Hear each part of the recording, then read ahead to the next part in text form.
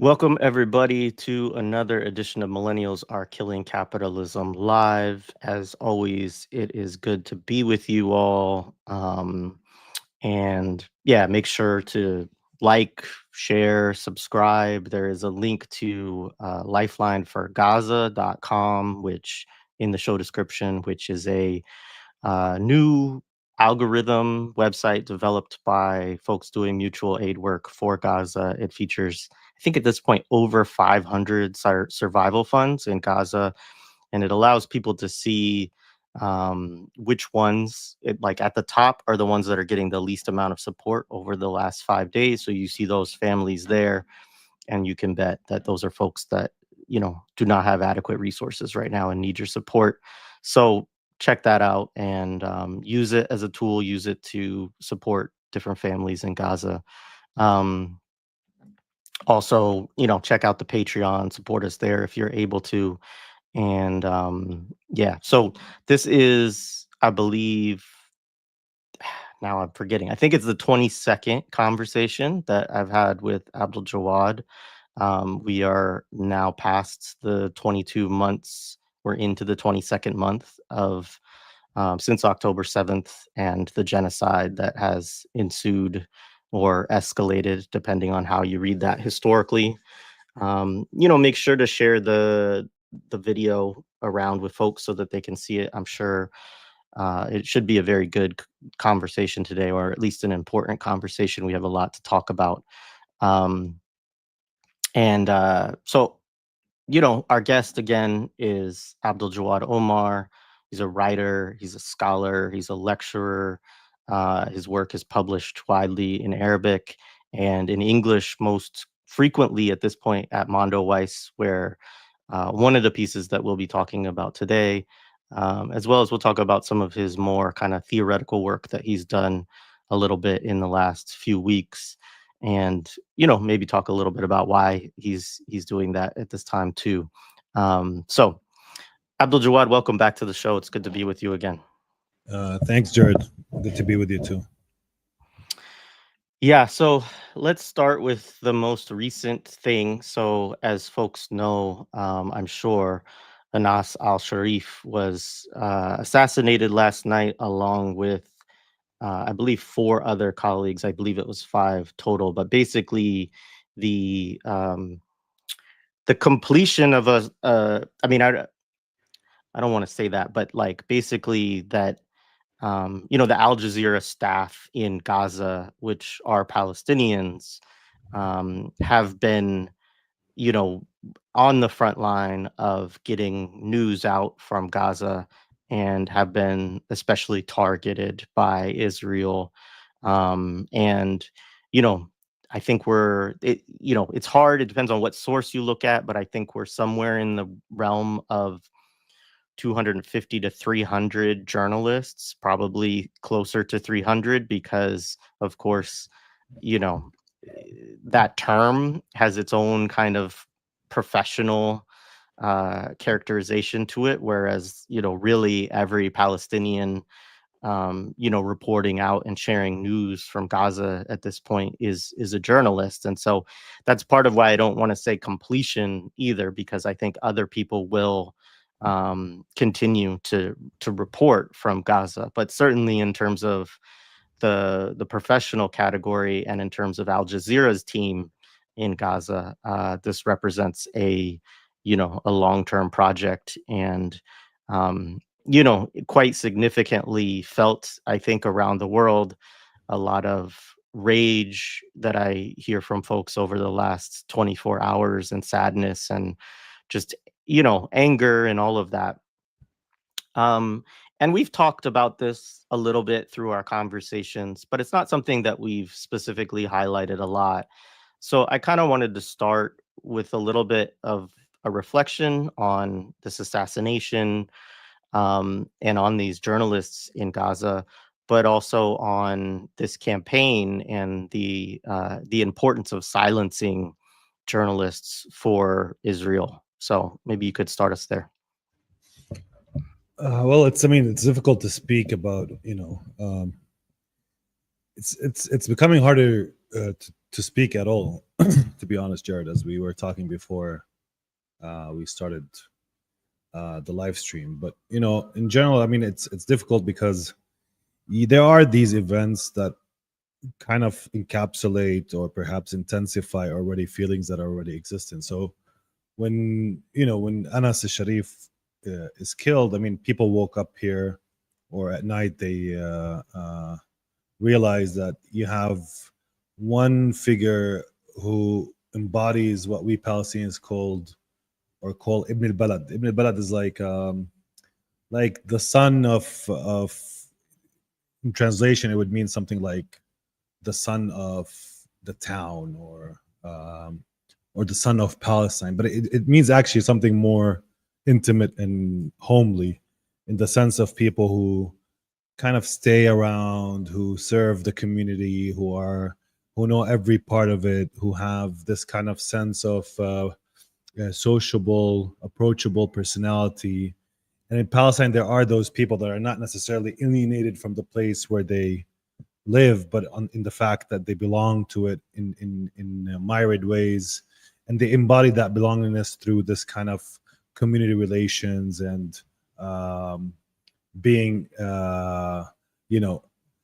quite grounded in the place. And for those who watch, I mean, I'm not from Gaza, but for those who watch Anas and watch also his interaction with those in Gaza, you can sense that type of relationship of him being this type of a 28-year-old young journalist, but at the same time highly grounded in Gaza City, highly grounded in Jabalia, where he comes from, and having this kind of homely grounded sense of belonging. And of course, through Al Jazeera platform, being one of the most important and vital voices of Gaza, specifically after Wa'il al-Dahdouh and the killing of his family, decided to leave Gaza in the beginning of this war. So Anas became like one of the most important, let's say, voices speaking from Gaza and speaking to Arab audiences specifically, but also to the world more broadly. And of course, relaying much of the information that has been coming out from Gaza to the world. So there's this kind of symbolic loss of this voice, as he writes in his posthumous letter, that Israel has succeeded in silencing his voice. So there's that fact, and if of course it I think for most Palestinians and for much of the people that have been closely witnessing this horrific genocide, the loss of Anas just feels a bit different than or feels like an intensification of the many losses that people have been feeling throughout these 2 years. So there's something heart-wrenching in it, of course. But to the broader question on Israel, I mean, there's look, I'm not surprised by Israeli horror and the ability to be sadistically inclined in terms of the exercise of violence. Like, I have very little expectations from Israelis, just generally on a human level. And I think from the outset of this war, I never really had much expectations. Nothing really surprised me in terms of Israeli behavior, because as I always said, part of that behavior, parts of this behavior that is now you see quite clearly obscene, have always been there. Whether it's the beatings, taking pleasure in sniping Palestinians, playing hide and seek with Palestinian protesters and killing them. I mean, there's nothing really qualitatively except for how much the world is now more aware of it, and at the same time the intensification of it as a daily process, a daily massacre that is happening on a scale that we have not seen before. But the behavior itself never surprises me, including the behavior that they would kill and assassinate Anas. I mean, for most of us watching throughout this 2 years, and including Anas himself, of course, he anticipated his own assassination, and he left us a letter, stating that quite clearly, because also he saw his colleagues being killed. But what is really surprising is that And I think what shocks most Palestinians more than Israeli behavior is that the world just doesn't do anything about it. Like that's the more shocking part. The more shocking part is not Israelis doing what they're doing. Instead of it's basically, these world powers just witnessing, aid massacres, allowing that design to actually unfold in real time, where people are lured to get food and killed, dropping, food from air only to find these parcels hitting Palestinians on the ground, killing journalists, arresting and killing and assassinating doctors and surgeons, destroying hospitals. So that type of complicity, that type of bearing witness to this, but allowing it to unfold, is a bit shocking. Perhaps because there's part of us naively, that while understanding that this world works on this kind of might makes right type of philosophy, that kind of liberal pretensions of there are norms or laws or specific lines that should not be crossed, and even if these lines are crossed, there's some sort of condemnation, and then there's restraint that should be immediately put into action. I think for most Palestinians, they thought that by this time Israel would be leashed again, that it would not be allowed to continue with this form of massacres, knowing very well, as we all know, that Israel cannot continue and proceed with this daily massacring of the Palestinians and destruction of lives without, the industrial support that it gains from the United States of America, for instance, the stream of weapons that it gets, the diplomatic cover that it is served. Not only that, but also, the attacks on, individuals and peoples, whether in the UK or in other places that are supporting or are in solidarity with the Palestinian people. The arrest of, many protesters in the UK over the weekend, things along those lines that we have seen unfolded, or the attack on universities, the turning of the script where Israeli students feel insecure and they're the ones that are being attacked on campuses. Not that these campuses are complicit quite literally with an ongoing genocide. So all of this feels, this is what is a bit shocking, specifically that the temporal, at least time that, the time given to Israel has been endless. There's no stop to it. And even now, the only thing that these world powers are coming up with is this empty shell policy, empty symbolic policy of perhaps they will recognize Palestine in September. That's what they come up. So this is what is shocking for us as Palestinians. Maybe we shouldn't be shocked. I mean, let me put it that way. I mean, but there is a shock there. There's a shock around this world allowing this to continue. That there's not still, there's a lot of solidarity work, but that it could still be more intense. That a lot of people have still not spoken up. That a lot of people have still remained silent. That a lot of intellectuals, academics, a lot of people spoke up, but many still remain in complete silence. And I think, if people were not calling them out before, they should be called out more and more as time passes.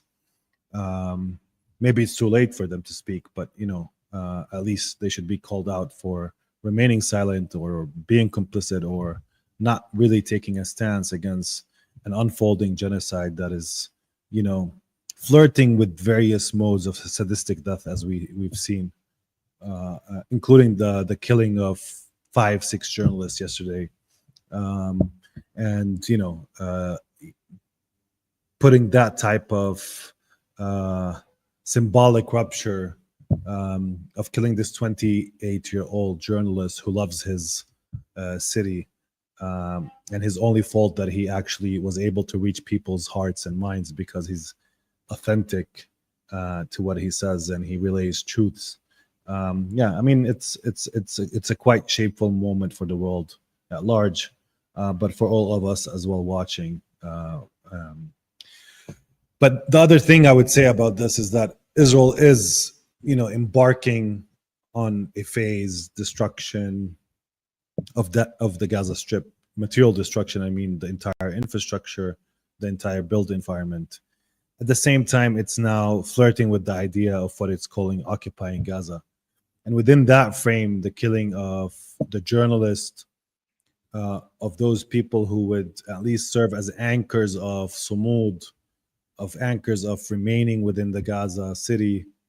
Because I think one of the things that maybe we can talk about, as we lean on the second question, perhaps around what Israel is thinking around its plans to conquer Gaza, because it's quite a misleading title, the idea of conquering Gaza, because Gaza is already, if you want, in terms of military operational terms, the Israeli military can basically enter any area within the Gaza Strip if it wishes to do so. And in fact, in the past 2 years, it already entered and left these areas. It doesn't mean that it has conquered it or has complete operational, if you want, control of these areas. As we saw even recently in areas like Beit Hanun, there was still, ambushes by the Palestinian resistance in the northern, the utmost north part of the Gaza Strip. But what it means is that, in terms of operational, entry of the military and its exit, the Israeli military can embark on these type of operations and leave or enter and exit. But the question here, I think, as I try to iterate in the article, is twofold. Is that Israel, on the one hand, is fighting for time.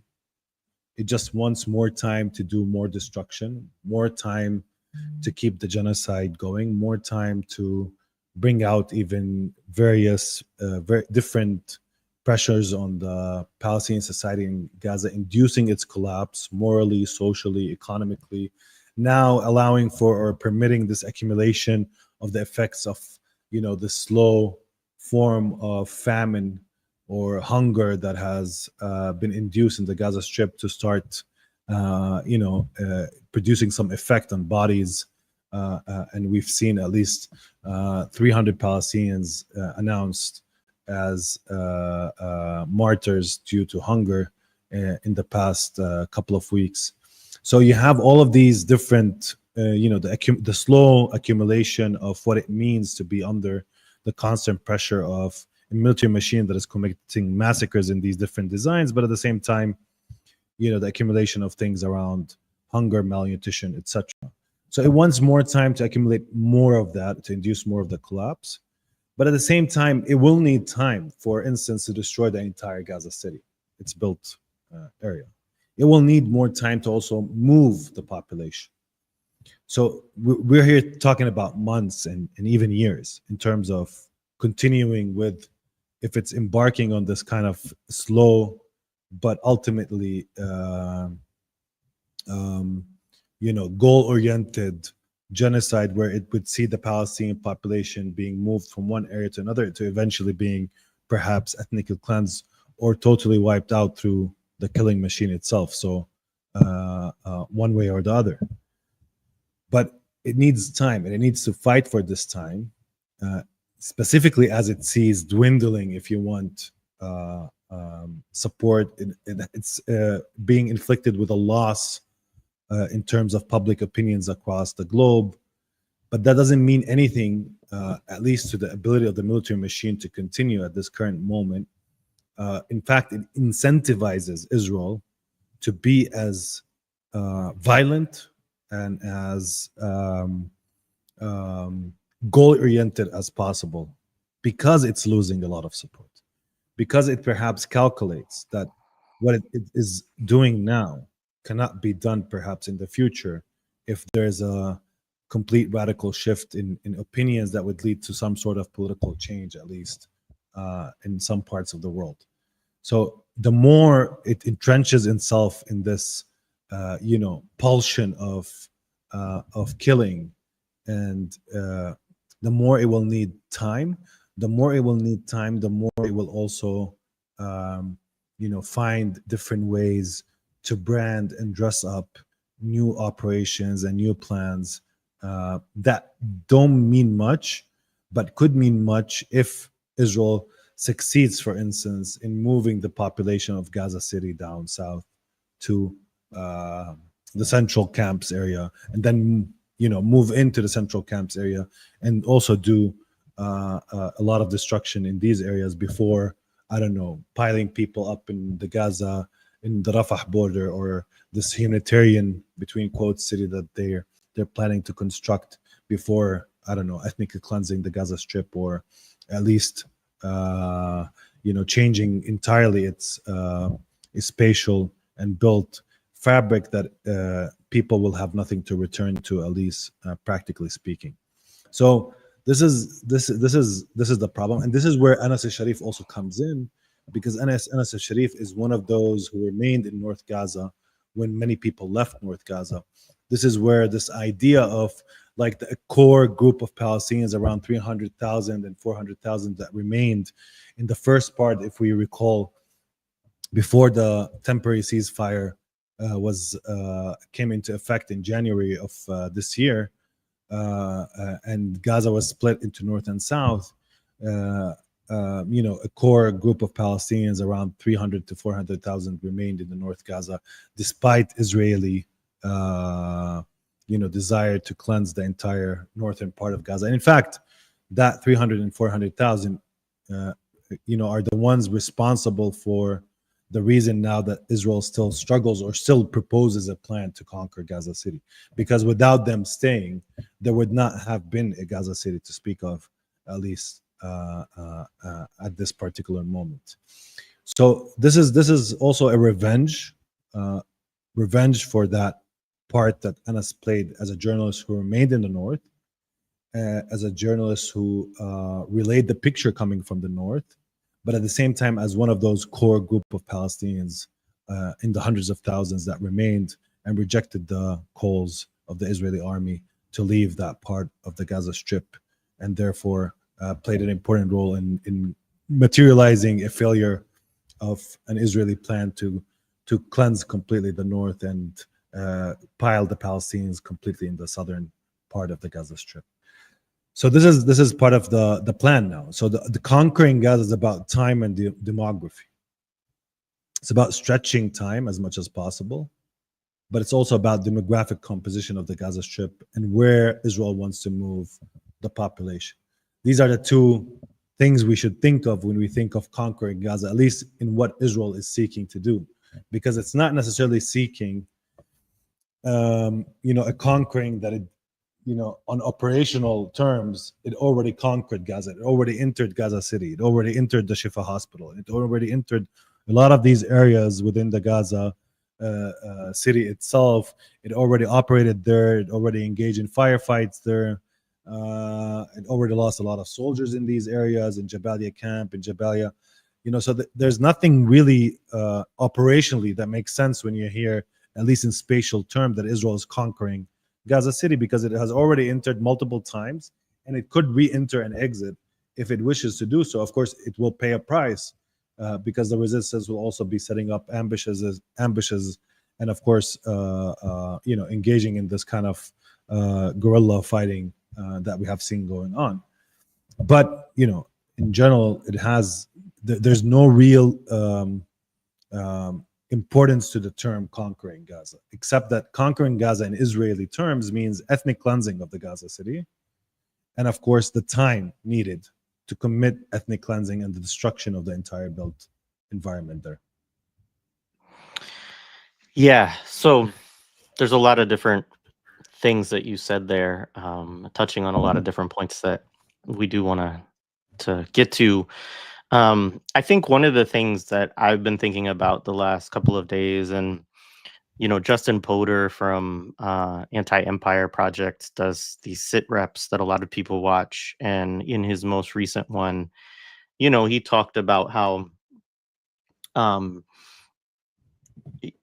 well, let me put it this way. In our conversations, and Justin, I think, is similar, right?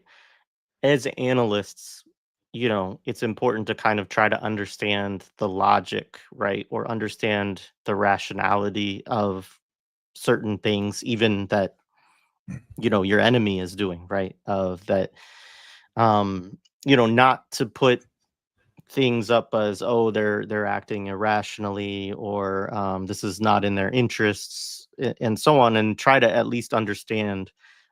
It may not be in their interests all the time, right? But try to understand how they see it, right? Understand what they are attempting to do, and the rationale that they have for it, and how it fits within a logic of war, right? And Justin raised one of the points that you just talked about, right, which is the absolute total destruction of the built environment, and that you can look at different points historically, particularly in colonial wars and so on, where you have this excess, right? This revenge, this transgressing whatever might be more normal within a so-called conventional war and so on. But in modern times, certainly, it is really difficult to come up with um, an explanation or a similar logic of war around the total destruction of all buildings, not just through aerial bombing, right? But actually going in, bulldozing, just trying to flatten and reduce to rubble, right? And what Justin went back to was something we've talked about early on, right? Which was these early statements like October 8th, and so on, 2023, that month, about, you know, Amalek and the Amalekites, or however you say that, right? And this biblical reference, right, to I had to dig into this a little bit, but into the Old Testament book of Samuel and Deuteronomy, this period where basically God gives this edict essentially to the Israelites in the Bible that they are to kill everyone who is a follower of Amalek, including men, women, children, and all of their subsistence to eat, right? Like all of their animals, and to basically erase I don't remember the exact verse, but it's something along the lines of like erase them from the the image of heaven or something. Like it's basically like a line of like as if they don't exist, as if they never existed, right? And thinking about this, right, in conjunction with the very early attacks on all the universities in Gaza, all of the destruction of archives, and again just this reduction to rubble. And what Justin was saying is that we need to take seriously the irrationality of this as well, like that there is this kind of also biblical or Talmudic kind of tradition that is being brought up. And I know that, like, Smotrich and Ben Gavir and their movement are minoritarian in terms of how many people in Israel actually kind of believe the sort of messianic, uh, you know, ideas that they have in that kind of religious tradition. But that doesn't mean that they don't have uh, purchase or importance within the coalition of the governing body of Israel. I think that they do. And so I'm just curious for you how much that weighs for you. Like how much of this to you do you chalk up to kind of irrational messianism versus a kind of rational, well, genocidal logic of war? And does that distinction really even matter? Look, I don't think the terms of what we're, because sometimes when we use words, we mean different things by them. No, and I don't want to go into this binary of rationality, irrationality, as if irrational means, being driven perhaps by forces that are psychic, emotional, not necessarily. If we mean it by that terms, or we mean it something like something that doesn't serve your own self-interest, but you do it anyways. I think it really depends on which gaze or lens that you will place as you try and understand this thing that is called Israel, no, and who, in this particular historic moment, is using some of its own historical, if you want, legacies and continuous legacies of expansion and replacement and destruction and militarism, all together to create this form of genocide that is unfolding in front of our eyes. What I do agree with, I mean, there is a goal here. The goal here is the destruction of the Palestinian people, and starting with the Palestinians in the Gaza Strip. Of course, it will not stop there. Will continue long after, even if Israel succeeds in destroying Gaza, long after that, into other territories and other geographies. And of course, it's not like it's not happening here on some level, or the preparations for it are not happening here on some level, economically, politically, etc. But there is that goal, and I think that Israel, when it woke up to 7th of October, the idea of having actual concrete plans around the destruction of Gaza was not just brought up on 7th of October. And this is what I think people should understand quite clearly. Probably history books will, once some archives are opened or whatever happens in the future, will of course attest to that there were actual plans around the type of destruction and war that Israel has been committing in the Gaza Strip. This was not planning on the fly. There was actual plans for how Israel would commit a mass total form of warfare against a place like Gaza.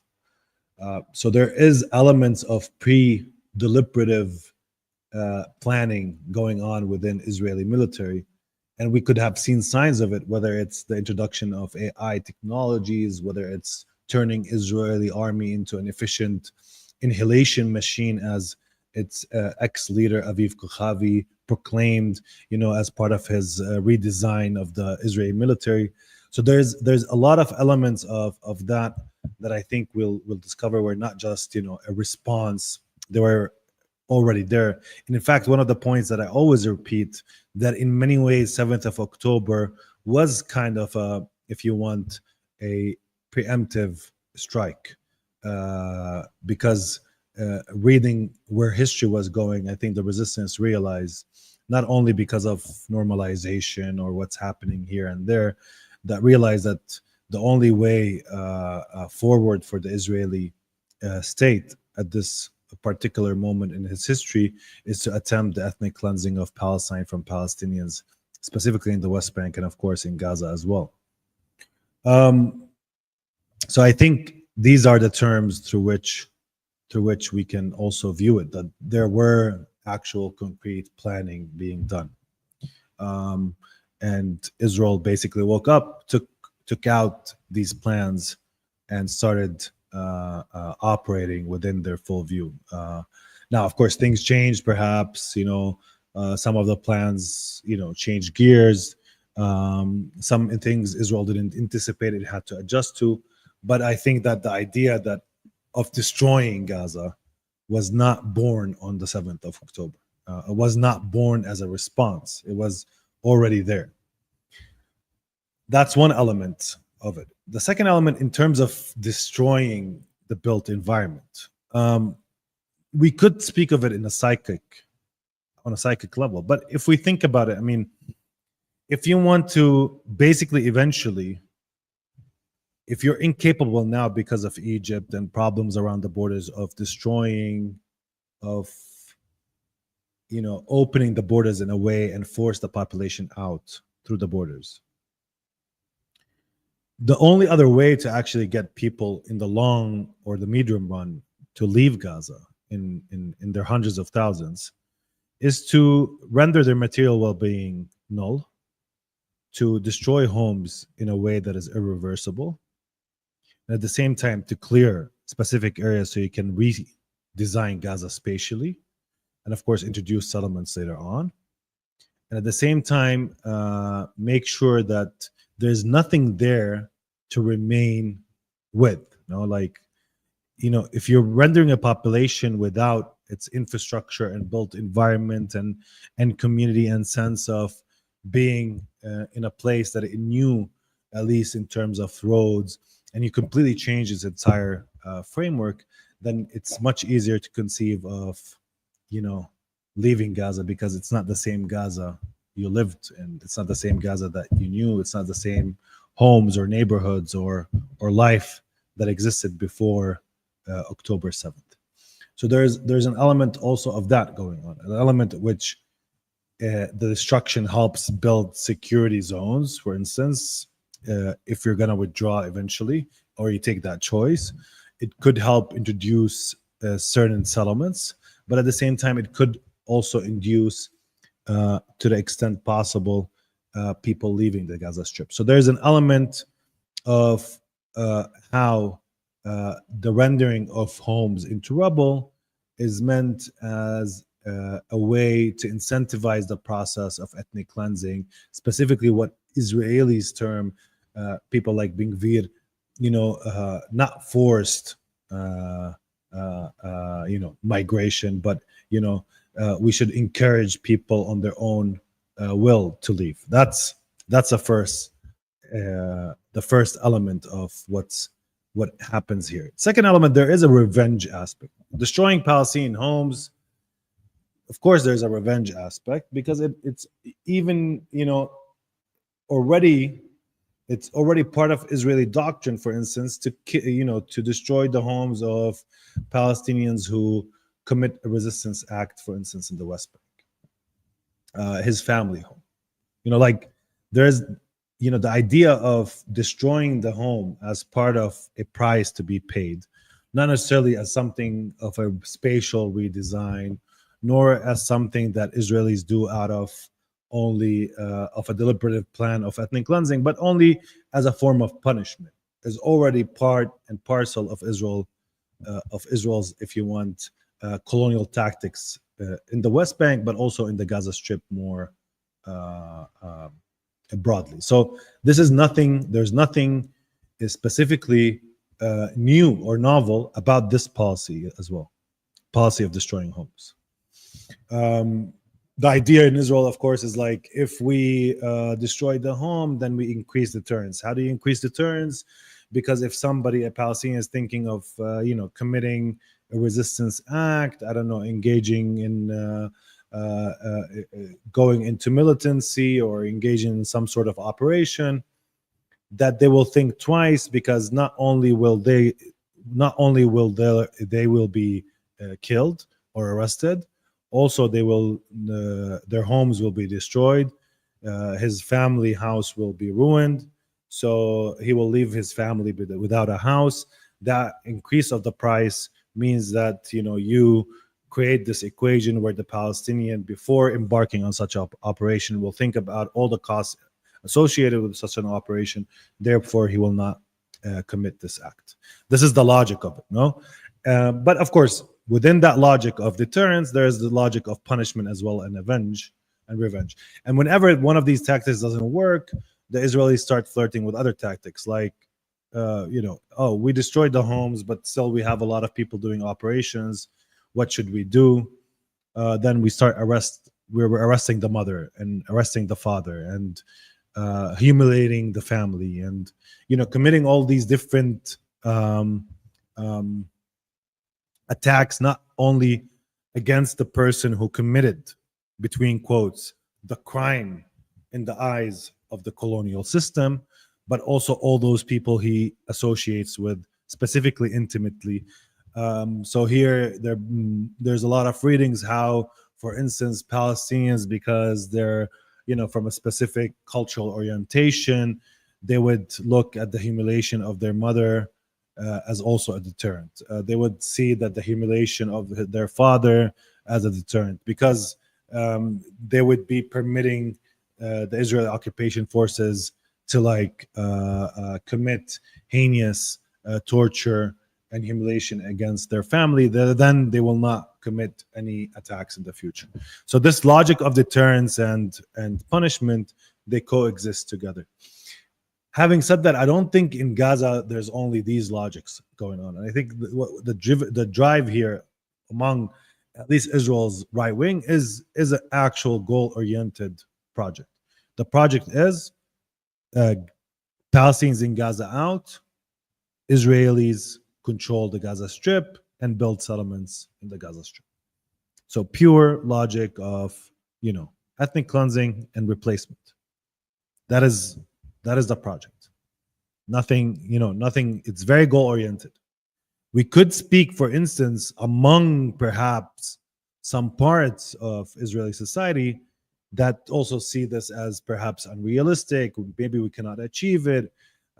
We're not sure if actually the world will go along with us on this. When by the world, I mean the US, Canada, the UK, Germany, etc. How much we'll lose in terms of diplomatic cover, in terms of friendships and allies, how much backlash we will get. Some within the military have resisted, not out of any ethical or moral commitment against, for instance, ethnic cleansing, because that's the roots of the state itself, but out of its practicability, how realistic it is. So they don't think this is realistic because they understand the extent of time they need and the extent of killing they will have to do and the extent of convincing they will have to convince the world with. So these are the three elements that are kind of like, are obstacles in Israel's way, if you want. The extent of killing, because first of all, there's many Palestinians within the Gaza Strip that rather die in the Strip than leave. Not everybody, but a good chunk of Palestinians in the Gaza Strip rather die than leave. The second element is that there's an active still going on resistance in the Gaza Strip that is also costing the Israeli military in terms of its personnel, injuries, etc. We're seeing the effects of that even on Israeli soldiers after they leave service in terms of increasing suicide rates among their soldiers. I don't want to exaggerate the impact of resistance, but there's an active resistance that will also cost the Israelis. The third thing is that as you are moving into Gaza and bulldozing Gaza, bulldozing takes time. It's not a fast process. Bulldozing takes time, clearing rubble takes time, changing, this all takes time. At the same time, the population is still within the Gaza Strip. Why you're committing a lot of these different spatial changes in built environments. So you need a lot of time to do that. You need more time, and therefore, a lot of what Israel is trying to do is to defer, to allow more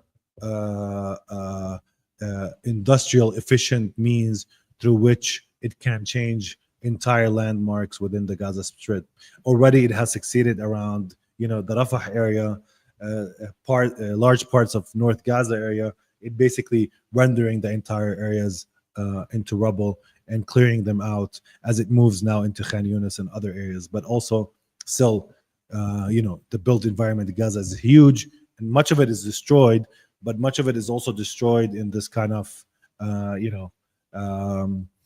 damaged way, not completely. It still needs a lot of, to completely turn Gaza into rubble. That takes a lot of time, at least in terms of, how you'll go about it. So there's that element of it. And at the same time, you're also waiting for the Palestinian moment of collapse.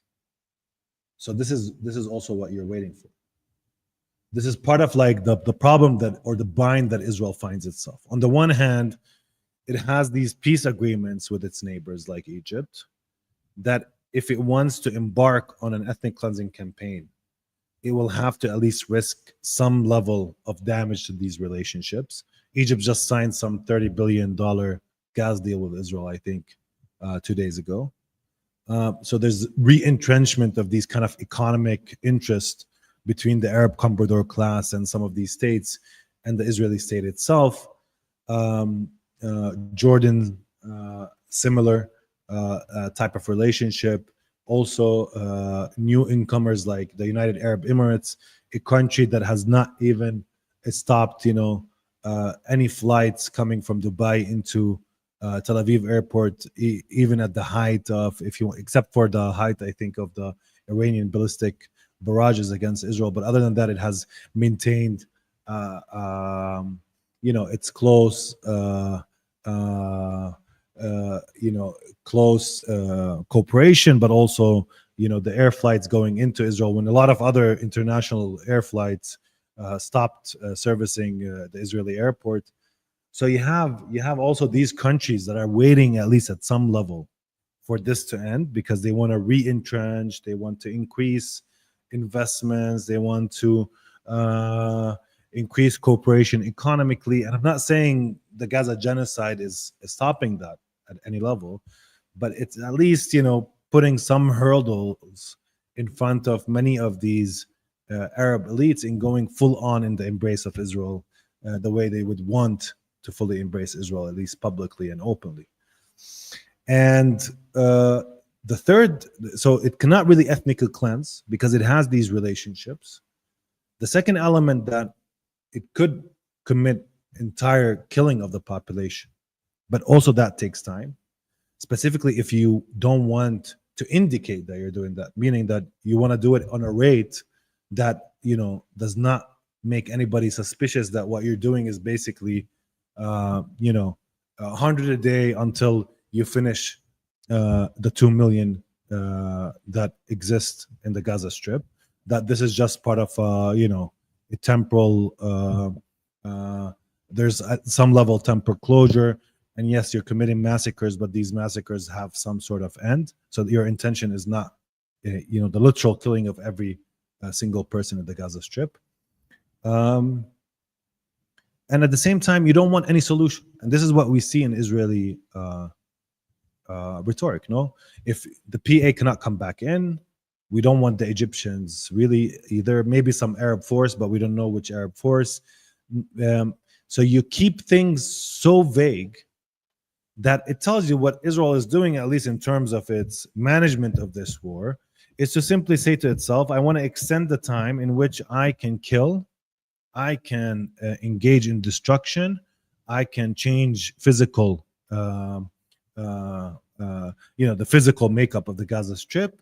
And at the same time, perhaps eventually I can also see if I'm able to either induce a collapse in the population in a way that is irreversible, or harm the population either biologically by malnutrition in a way that is irreversible.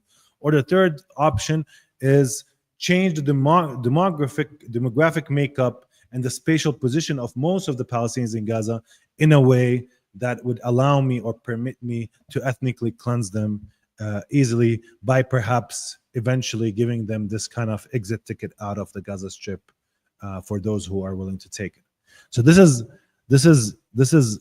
the I think the major, let's say, logic that is operating now. It's extend time, defer.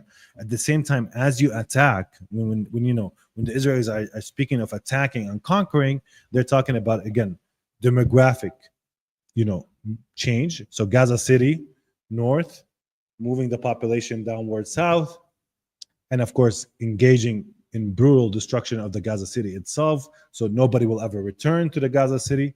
You will prevent that from happening. And of course, engaging the resistance there and killing anybody who remains, which means also 200, 300,000 people that might remain, maybe 100. So, killing another 100,000 or 200,000 people as you try to commit or finish the job, as Ben Gvir and Smotrich would claim. Now, this is also, again, this is hard to do. It's not easy. There's some hubris in it as well. In many ways, because Israel, one of the things that it's also caught in, it needs the cooperation of other states to get a lot of the different things or results that it wants, including, the idea of moving the population outside of the Gaza Strip, so ethnically cleansing. So there's some on some level, Israel is stuck, and within that time, what are we gonna do? Okay, we're in Gaza. What are we gonna do? Let's destroy the homes. I'm not saying it's only that, like, this is the logic, but that's part of like what's happening. What are we going to do now in terms of, if we are incapable of inducing this mass exodus from Gaza through the Egyptian border, for instance, then okay, we're in the Gaza Strip. We need to at least be moving and doing something. We need to have some sort of objective for the military to actually be committed to. And yeah, one of our objectives is the destruction of the built environment. Worst case scenario, even if the Palestinians in Gaza remain, what happens is that they will need decades to just build their own homes. They will be economically more poor. They will be more dependent. That any form of resistance in the future is simply inconceivable. So like this is the worst case scenario. Best case scenario, because we've destroyed that much of the Gaza Strip, we can now convince many Palestinians to leave and perhaps empty it demographically in a significant way and introduce settlements. Maybe a small portion of the Gazans will remain, but we can manage those like we manage Palestinians as elsewhere. So these are the scenarios that it played. But eventually, what Israel does is, as much as I temporarily extend the war, as much as I can garner some sort of accumulation of tactical successes, destruction of homes, and we'll see where this will lead eventually in terms of transferring this into concrete, narrative of victory as Israel would like to transfer it. Now, why I say there's some hubris in it, because there is overextension here.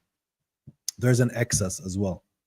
There's also repercussions in terms of, we can depict Israel as like, Tom and Jerry going off a cliff, but still doesn't know that he's off a cliff until he looks down. Like there's an element of that going on in Israel that it doesn't understand the extent to which also it has dug a hole morally and politically, and I think in the future around how many people in the world feel around it. And I know that I'm not here betting on electoral politics changing things, but that very idea, that emotional investment, that irreversible sense of being disgusted by Israel and its behavior and seeing how much of a problem it is, that will haunt politics, culture, as we move forward in many ways. I cannot predict how it will move. I'm not saying that will liberate Palestine.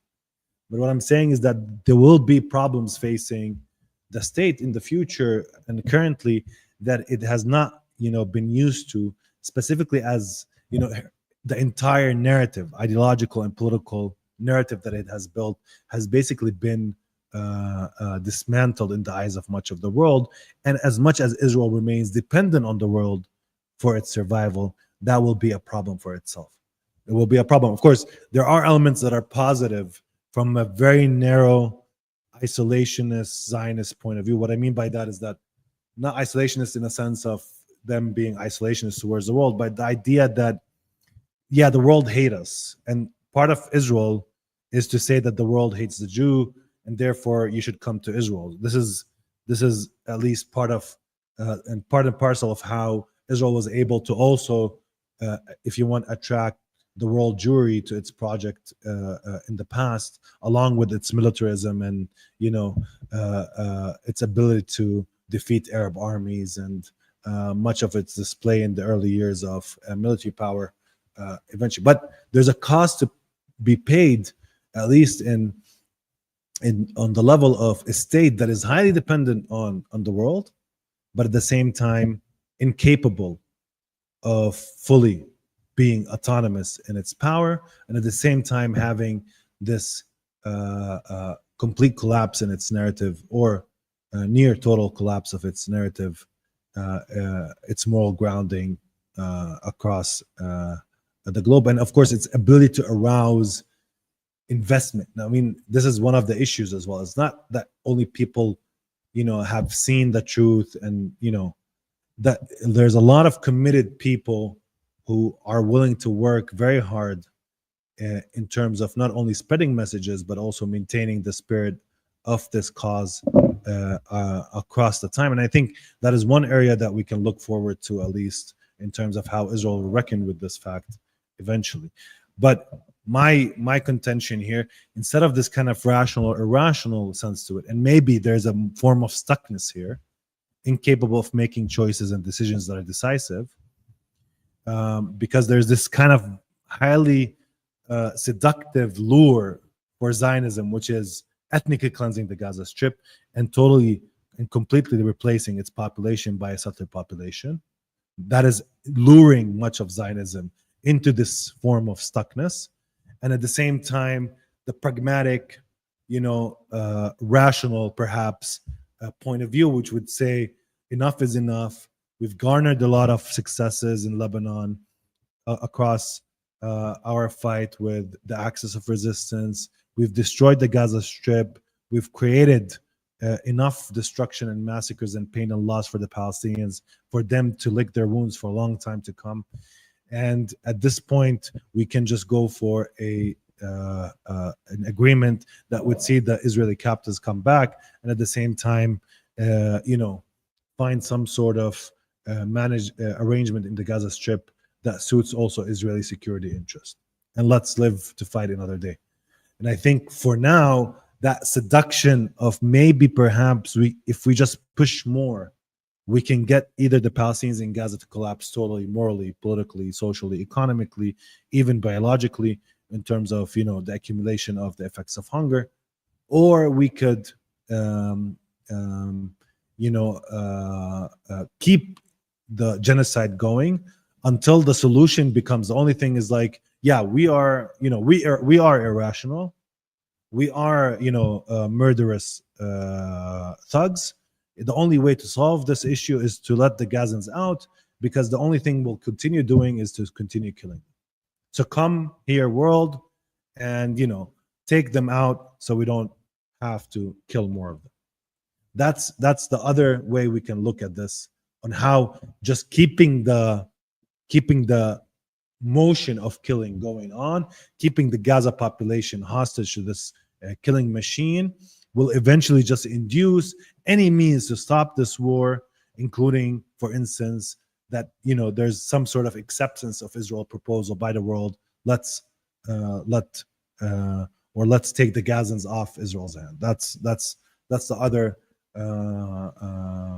way through which Israel can get some sort of concessions from the world on these terms. Yes. Oh, you wanna sanction us? Okay, you're sanctioning us. We're gonna even kill them more. That is also part of the Israeli, at least, logic that we could see unfold in the coming weeks or months ahead. Having said that, I saw and I think there's an element of military resistance within Israel to this ongoing campaign in the Gaza Strip, because it's quite unclear to them what the military could achieve within this domain, and because the military is also paying a price in terms of soldiers remaining long months in the war, injuries, psychological impairment, deaths, loss of vehicles, and there's also much, at least in terms of the current Palestinian resistance and ability to inflict pain, that is also causing Israelis much headache as well. And at the same time, it's not clear how just remaining within this pulsion of killing will actually find an end game that is clear enough, at least from the perspective of the Israeli army as it moves forward to conquer Gaza. Because what is asked from it is not only to enter Gaza, but also to remain in Gaza for years to come. So that means that it will have to conquer Gaza, ethnic cleanse, or I don't know, kill everybody that remains within Gaza and doesn't, evacuate or clear or leave the city as the Israelis want, and at the same time also engage the resistance there for months and years to come. And the world is changing fast as these things are occurring and unfolding. As you kill more, as you challenge the world to react, as you take away alShariff, as you engage in these forms of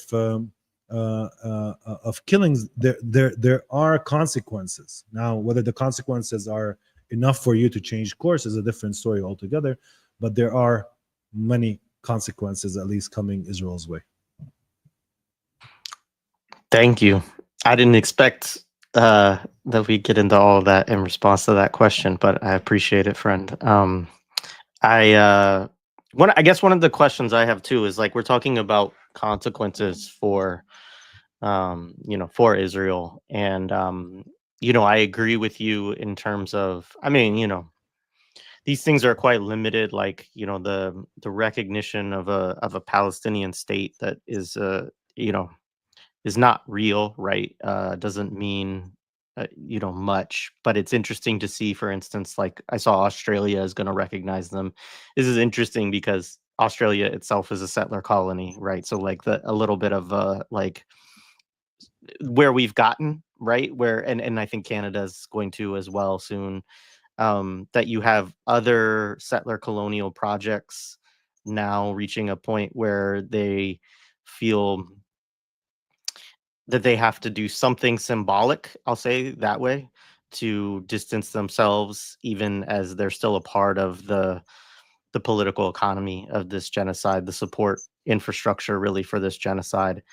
And I guess the thing that I come to is that where we need consequences is not just for Israel, right, but for US led imperialism, right? For the and including of course the UK, Germany, the entire infrastructure that has allowed this to happen, both in terms of the material flow of money and weapons to Israel to enact this, as we know, as it is so clear what they are doing with these weapons, right?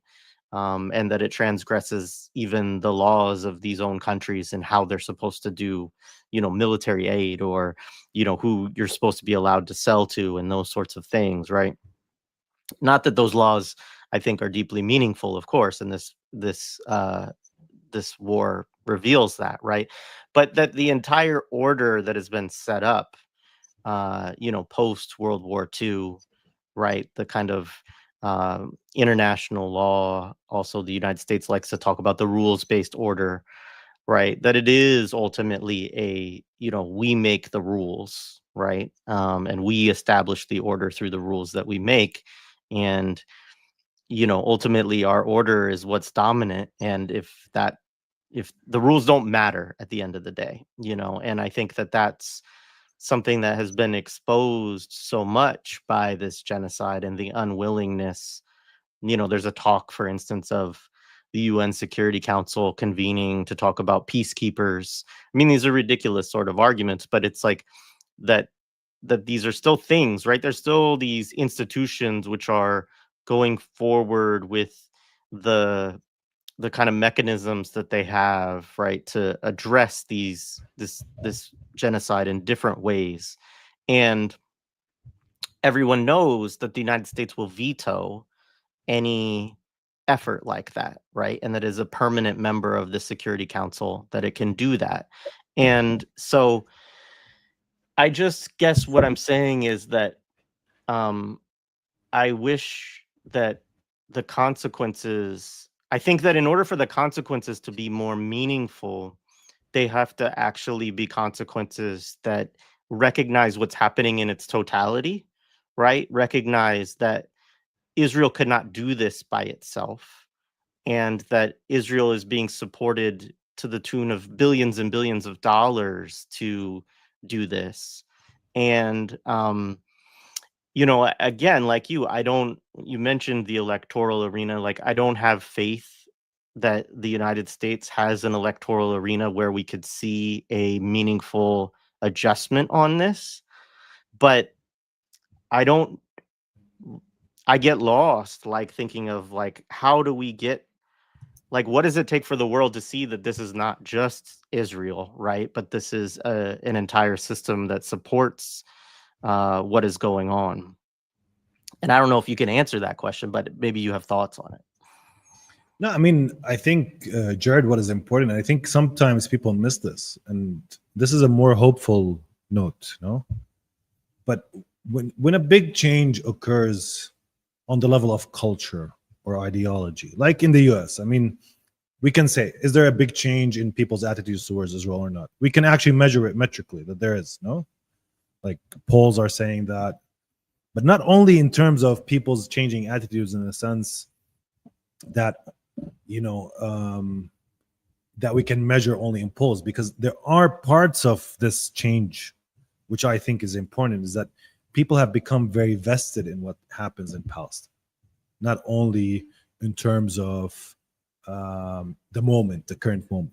There's much of, I would say, the more politically aware, you know, academics, students in universities, graduate students, people who are, you know, future journalists, future cultural workers, future screenwriters, future, that are also part and parcel of this moment of politicization that we shouldn't underestimate. That's one level of it. That there's a process of politicization. Maybe it doesn't come across the entire, you know, segments of American society. Perhaps it touches some parts more than others. But beyond that point, what is also fundamental and I think important is the extent to which, despite the facts that are being shown on screens around the killing and massacres, things like this dystopian, design of massacres through aid that we have seen unfold in Gaza, like, you know, you need to be a specific diabolic, I don't know, designer of evil to think of something along the lines of lure people to aid and then kill them. But that's what's happening, and people have seen it, and a lot of people have seen it. A lot of people have seen it with their own eyes and have also become disgusted with it. And not only that, I think what they are disgusted with is the extent to which their own institutions, and here institutional and there is the life of their institutions, the responsiveness of their institutions is also quite problematic. And that hollows out much of people's trust, for instance, in legacy media. It hollows out people's relationship to a newspaper like New York Times, for instance. I'm not saying everybody's going through that process, but there's many people who are going through this process. That the trust, the feeling of that there is an accurate depiction of the world, that these institutions like the university or the newspaper or the parliament or the Congress are responsive to moral demands and ethical demands, that at the end of the day, America might not be imperfect, but it moves towards, you know, the arc of justice, and we'll get these things right. I mean, I think that this moment is quite a clarifying moment to a lot of segments of American society, specifically the more politically active. Because it's one thing to know this theoretically, and it's another thing to also live it. To live this relationship of seeing your own institutions being complicit, seeing some parts of your own,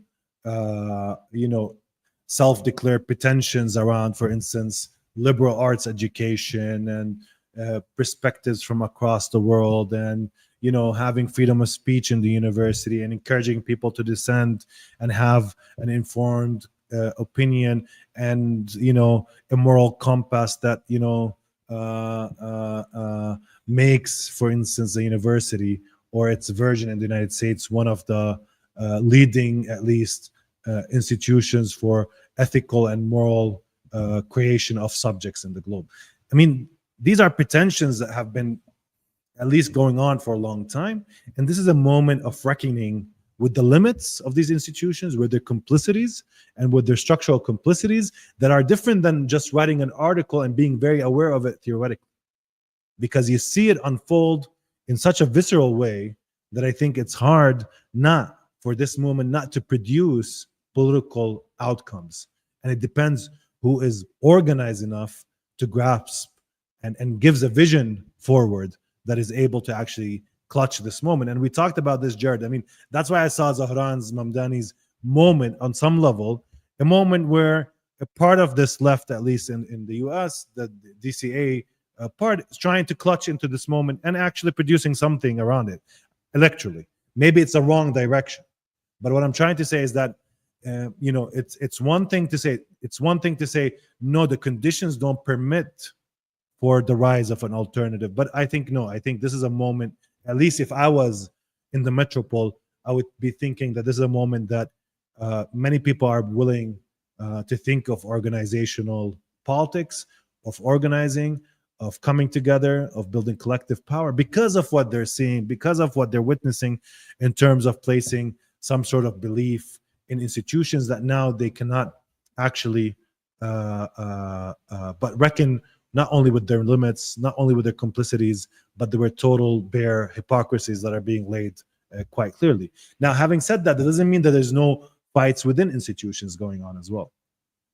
There are many fights, within institutions. Perhaps, journalists within the New York Times are having a fight with the editorial team in the New York Times. I'm just giving as a hypothetical example. I'm not saying that this is something I know of, but what I'm trying to say is that there are also within many institutions, within many organized forms of collective actions, there's also a lot of fights going on, and we should be engaged also in these fights wherever we find them, no, whether it's in the university, whether it's in unions, whether it's in organized collective action groups, whether it's in placing Palestine front and center in any social and political agenda moving forward.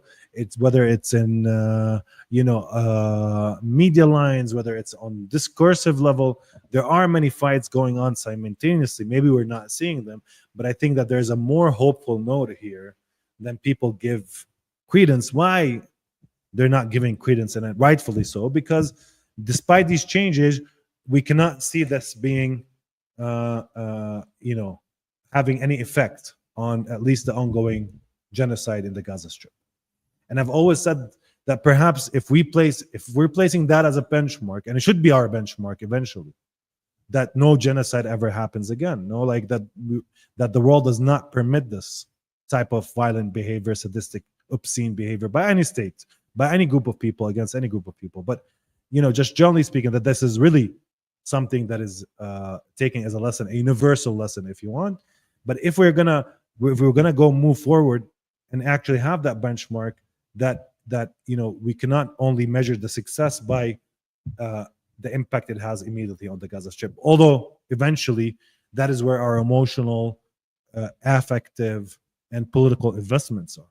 That's part of what's propelling us to move, to speak up, to not remain silent, to take risks. All of these different things that people across the globe are acting, and many people are committing acts of bravery, acts of solidarity that are authentic and real. Not only in demonstrations, not only in speaking up, not only in turning music festivals into sites where free Palestine is heard, or death to the IDF, but also in risking arrest, like what we're seeing with the Palestine Action Group in the United Kingdom at this current moment. So hundreds of protesters have been arrested holding signs, and of course laying bare the type of absurdity that the British government has committed itself when it decided to prescribe the Palestine Action as a terrorist group. So there's a lot of different things that are going simultaneously, and I don't want to underestimate them, because underestimating them are also a problem, or making them seem ineffectual and completely lacking also is problematic, because it does not help us move forward. And I do think that, at least looking from the West Bank, and perhaps this is my limitation, maybe I'm way more hopeful because I'm seeing only one side of the discourse, not the everyday life of people's, so there's a limit to what I'm saying here. But I do think that it's a moment of reckoning that established institutions, established class alliances in the metropole, are ones that you cannot put faith in or with, and that you need alternatives organizationally, institutionally, and politically. And this moment of hollowing out, of laying bare this in this way, in how Gaza lays this bare, is also one important for people who are interested in change politically. Appreciated. Yeah. I'm going to share something too happened yesterday. Just if folks didn't catch it, because you did mention Mamdani, and this is another element of struggle within DSA, which has for a long time harbored a decent number of Zionists in it as well. And obviously, we can still kind of see that in this vote, but this is the DSA officially voted to approve a resolution for fighting for an anti-Zionist DSA, or sorry, for a fighting anti-Zionist DSA. So the resolution not only affirms the commitment of the organization to anti-Zionism, but establishes clear, enforceable red lines regarding members and endorsed elected officials around Palestine, which obviously would apply to their endorsement policy as well, which I think is meaningful because a lot of the people that they have endorsed historically hold quite Zionist views. Now, I don't know, the meat and potatoes of all that. I also understand people who are frustrated by the fact that even after 2 years of this genocide, that almost 50% of the organization voted against this resolution. But you know, be that as it may, I think it constitutes another end of that struggle within that organization or that institution, where on the one hand, a lot of the folks who voted against this, my guess, this is just don't you know this is just a gut instinct on my part, but a lot of them are probably the folks who are most adamant about supporting someone like Zoran Mamdani, because that is more usually the right of the DSA is more electorally inclined and more inclined to the strategy of running these social democratic politicians within the Democratic Party. And the left of the DSA, which is the faction that put forth this resolution, is more committed towards what we would call extra parliamentary struggle, labor struggle, rent struggle, and also, trying to build a revolutionary fighting organization, and one that's aligned with, internationalism and anti-imperialism as a kind of key principle. And so, yeah, I mean, I think that I agree with you that it is important, even if frustrating, often, like the pace, or that like we're still having to have these kind of votes and these kind of conversations almost 2 years into what we've seen, on top of, the 75 years that preceded it, that this type of thing would still need to be put to a vote in an organization that, brands itself as the largest socialist organization in the United States. But I do agree with you that there is meaning that these, you know, these stances weren't taken prior, and organizations and the organization of individuals within the institution are pushing to, uh, you know, try to put more um, principles and also mechanisms of accountability around issues like this, at this point. So anyway, I mean, it doesn't surprise me, Jared. I just want to say like one thing. I mean, the Zionists are organized, no, and they're well financed. You know, they have organized groups. They gather intelligence on others. They can turn every little fact into a conversation and a debate. I mean, there's a lot of organized Zionist effort going into maintaining support for Israel as well. We shouldn't forget that. Beyond any structural imperial, analysis of why Israel is supported by the U.S., but just generally speaking, Zionism is giving the space to, of course, fester and have ideological puppets everywhere that reiterate its points. And it's when for instance, let's take the instance of Anas al-Sharif. After 2 years, the Israeli army issues that Anas al-Sharif is a Hamas operative as a justification for its killing. The problem is much of the media actually take this as a statement of truth, despite the fact that everybody knows, unless they're stupid, of course, or have a problem of being any just giving you a way to not get as much enraged about killing a journalist by, yeah, he's a Hamas operative, therefore we killed him. Of course, this is some sort of ideological, I don't know, filler. I don't know what to call it exactly, but it's only meant for those who support Israel, for those in the media who don't want to criticize it that much, to give them some sort of relief, some sort of way in which they can live with themselves as they see the killing, for instance, of a journalist, rather than a statement of fact that is being made. But we have there's an organized Zionist ideological group of people that are committed to Israel for various reasons, from various backgrounds, from various also classes, but also have well-financed, well-connected, well-capable of pushing their own point of view, and have been able to do that for the past 70 years for multiple reasons. And the extent to which this is slow is also has to do a lot with how Zionism was dominant form of ideology, at least among the political, financial, media class in the United States, and that it takes time for that kind of shattering and dissensus to create some sort of effect, at least on a discursive media and political level more broadly.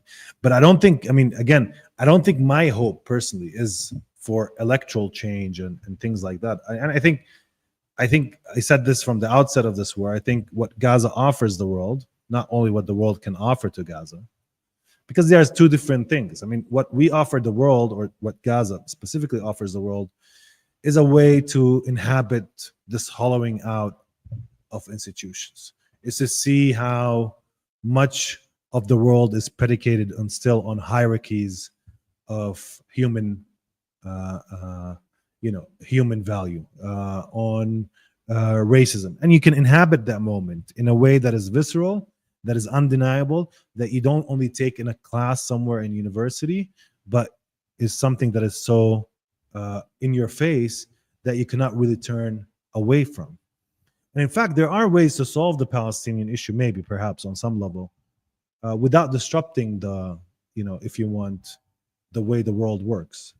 In many ways, there are ways to at least patch it up, if you want, 2 states or whatever it is, that you can permit some sort of breathing space for the Palestinians within this liberal, between quotes, liberal international order, etc.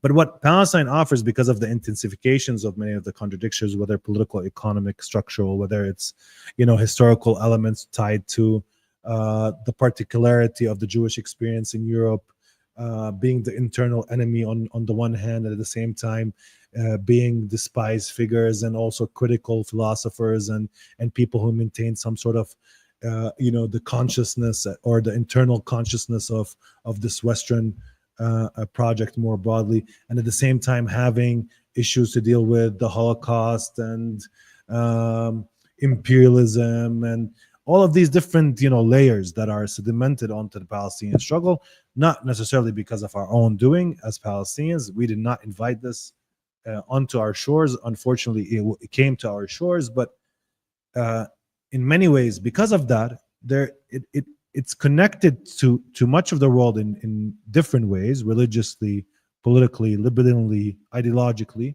that it opens up, also for those on the left willing to think of radical change in meaningful ways, no matter how they think or what theory of change they have. It does. There's an opening, I see, at least here, opening of political possibility, even more so than perhaps in what is unfolding in Palestine for the Palestinians at this moment. Because for us, we're living a catastrophe, at least for now. We don't know where this will end. I'm not talking here about this whole idea of victory and defeat, but this idea of living through the catastrophe, living through daily massacres. But at least for the world, there is that opening of possibilities coming out specifically from this process of hollowing out of the institutions and their ideological pretensions. My worry, of course, that the people who will pick up on this are the right wing fascist, that this is where the direction will go, not the other way around. Yeah, and I think you're right to be worried about that. I mean, I think that unfortunately, right now, at least in terms of, you know, people with large, I'm talking largely here about the political class, the celebrity class, the kind of massive media personalities, right? Not so much about um, the grassroots or the left, because we are quite marginal, right, in terms of the discourse, I mean, there are individual figures like Hassan Piker, who I think does good work for the space and the politics that he engages with. um but there's a lack, right, of prominent left-wing voices, anti-imperialist voices in the United States in in general, and that's intentional, right? We work within a capitalist media architecture, right? And they don't like us. But also, people are indoctrinated with all kinds of imperialists and capitalists and liberal ideologies, and it's hard work to undo that stuff, right? And it's not, it's not popular to make people question all of their everything that they have been taught and told, right? That doesn't necessarily bring you as much, fame and fortune or whatever. But among those popular sectors, there are more prominent right-wing voices who are at least critical of Israel right now than there are among, for instance, liberal sectors. There's starting to be a few, but even within them, they're not as principled, they're not as strong. They engage a lot more with Zionists, voices and forces than like some of the people on the far right that have huge followings. And so I think that's a major problem for the left that I see right now in the US. And I imagine it's similar in other parts of the West, although I don't track those things as closely, that Marjorie Taylor Greene and Tucker Carlson right now are running laps around left wing, supposed politicians, or on this specific issue, not politically in general. They're horrible people. I don't agree with them on much of anything, but with regard to at least the question of what should the United States' position with Israel, and trying to create some kind of um, separation there, unfortunately, that they are louder and having larger conversations than a lot of what I see from the left media sphere, even when you step outside of mainstream media, right? Which mainstream media, largely, whether it's Fox News or CNN or MSNBC, it's incredibly Zionist, like absurdly, and imperialist, of course. So I do agree that that's an issue right now that people should take seriously. That there is this widespread disgust that people have at what they're seeing through their screens, and that the people who are vocalizing that most loudly are unfortunately people on the right, and not as many people on the left. However people would think of that. In this construction, I'm actually including liberals in the left, although I don't normally do that, because I don't actually really think that liberals represent a genuine left-wing force. My line of demarcation for that is usually whether somebody is really critical of capitalism and thinks that a new system, needs to be replaced, that has a more treats human beings more fairly and justly. And yeah, anyway, but yeah, I share your concern, is what I would say there. So let's talk about, I mean, we've talked about the time piece. Is there anything else that you wanted to share with that? I thought one of the interesting things too, and Justin Potter brought this up, and you reference it too in your piece about this constant rearticulation of plans, right? That there's so many, the constant need to inaugurate or re-inaugurate an operation, and you list off the numbers of them. This idea that they haven't actually achieved like the war goals that they or the operational goals that they usually set out in these operations. What they achieve, of course, is massacres and destruction. Of course, they that's an achievement. But in terms of Hamas's surrender, returning the POWs that they would call hostages, and these replacing the governance structure with something that they approve of. None of these things have happened, and yet they keep saying, well, we have a new operation and this is what we're going to do now, which is usually not that different than what they've already done, or not necessarily outside of the boundaries of the previous operation that they laid out. So maybe say a little bit about that and what you think is going on there. Is it just a propaganda, psychological warfare kind of technique? Is there something else at play as well? No, I mean, I think like I've already kind of touched upon this. Like, just to, first of all, I don't think, again, when Israel, for instance, in the current terms of occupation of the Gaza City, Benjamin Netanyahu came out with an interview with Fox News, but he also like issued some sort of goals. And the goals include the return of Israeli captives. Now, these Israeli captives can come back in a exchange agreement with the Palestinian resistance. And actually, the families of the captives have issued a statement that is quite clear that they're against any operation in Gaza City and against any extension of the duration of the war, because it will risk the captives and their lives. So he places this as a goal. He talks, for instance, about a governance structure that is not the PA or Hamas. No. So he basically does not want a unified Palestinian contiguity, even if it's the PA, which is serving Israel in the West Bank, and would come in Gaza Strip and replace Hamas as a governing body, but create the problem for Israel, which is that now the Palestinians will have similar governance and, if you want, political structures between Gaza and the West Bank. Therefore, the idea of two-state solution could gain more momentum, which is something that, of course, Netanyahu wants to halt.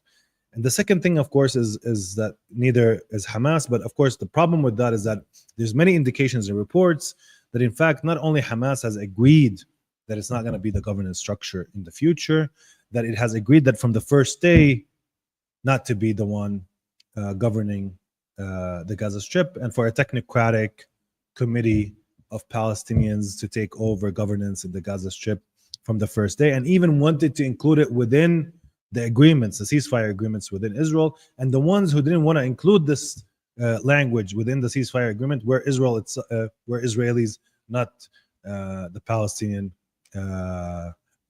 resistance movement, yani Hamas itself.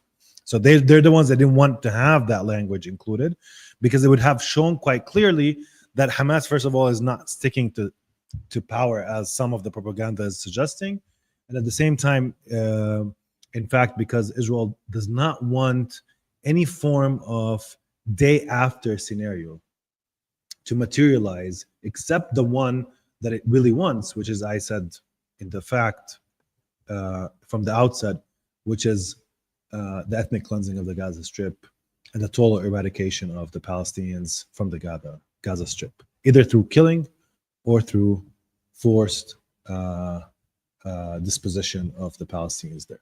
That's a real plan. Now, how do you get it there? How do you get it without the cooperation of neighbors? How do you get it without disrupting normalization? How do you get it without, or do you just kill everybody?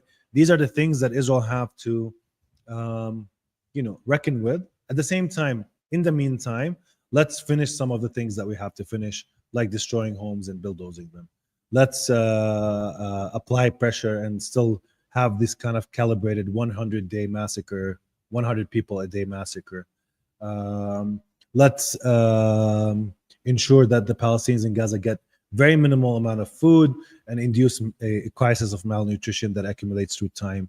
And of course, see perhaps at some point that the Palestinians are willing to perhaps negotiate on the terms of their ethnic cleansing. Basically, just negotiating to leave Gaza. So this is the Israeli, play and deferral on time. It's also time that the world allows it. As I said in the piece, this is where the problem and the shock for most of us Palestinians.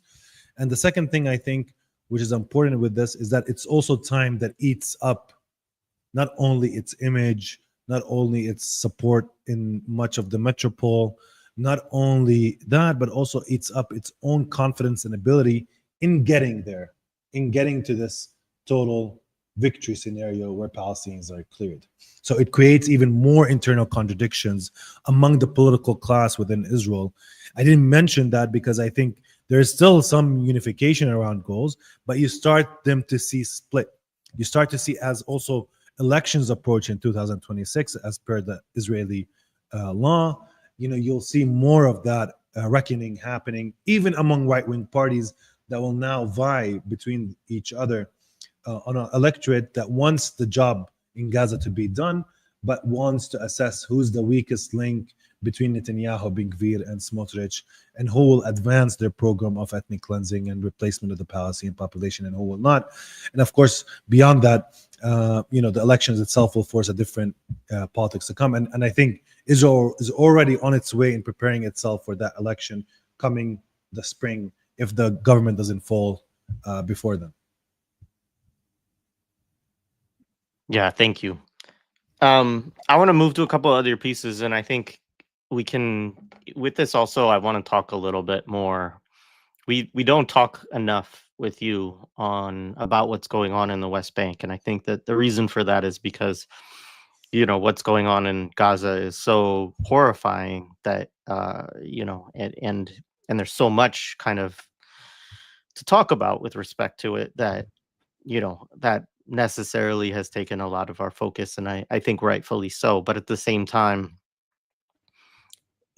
a lot has happened over the last couple of years in terms of what's gone on in the West Bank, these referendum around annexation, which I know, as I understand it, is more symbolic than it is a legal architecture, but nonetheless, like, there is a lot of escalation around settler violence, around as we've talked about, Israel directly being involved in operations in the West Bank. Also, of course, as we've talked about, the Palestinian Authority and the security forces, attacking Palestinian resistance groups in the West Bank, which I know is not new, but it had, the operations were quite significant. And so the pieces that you wrote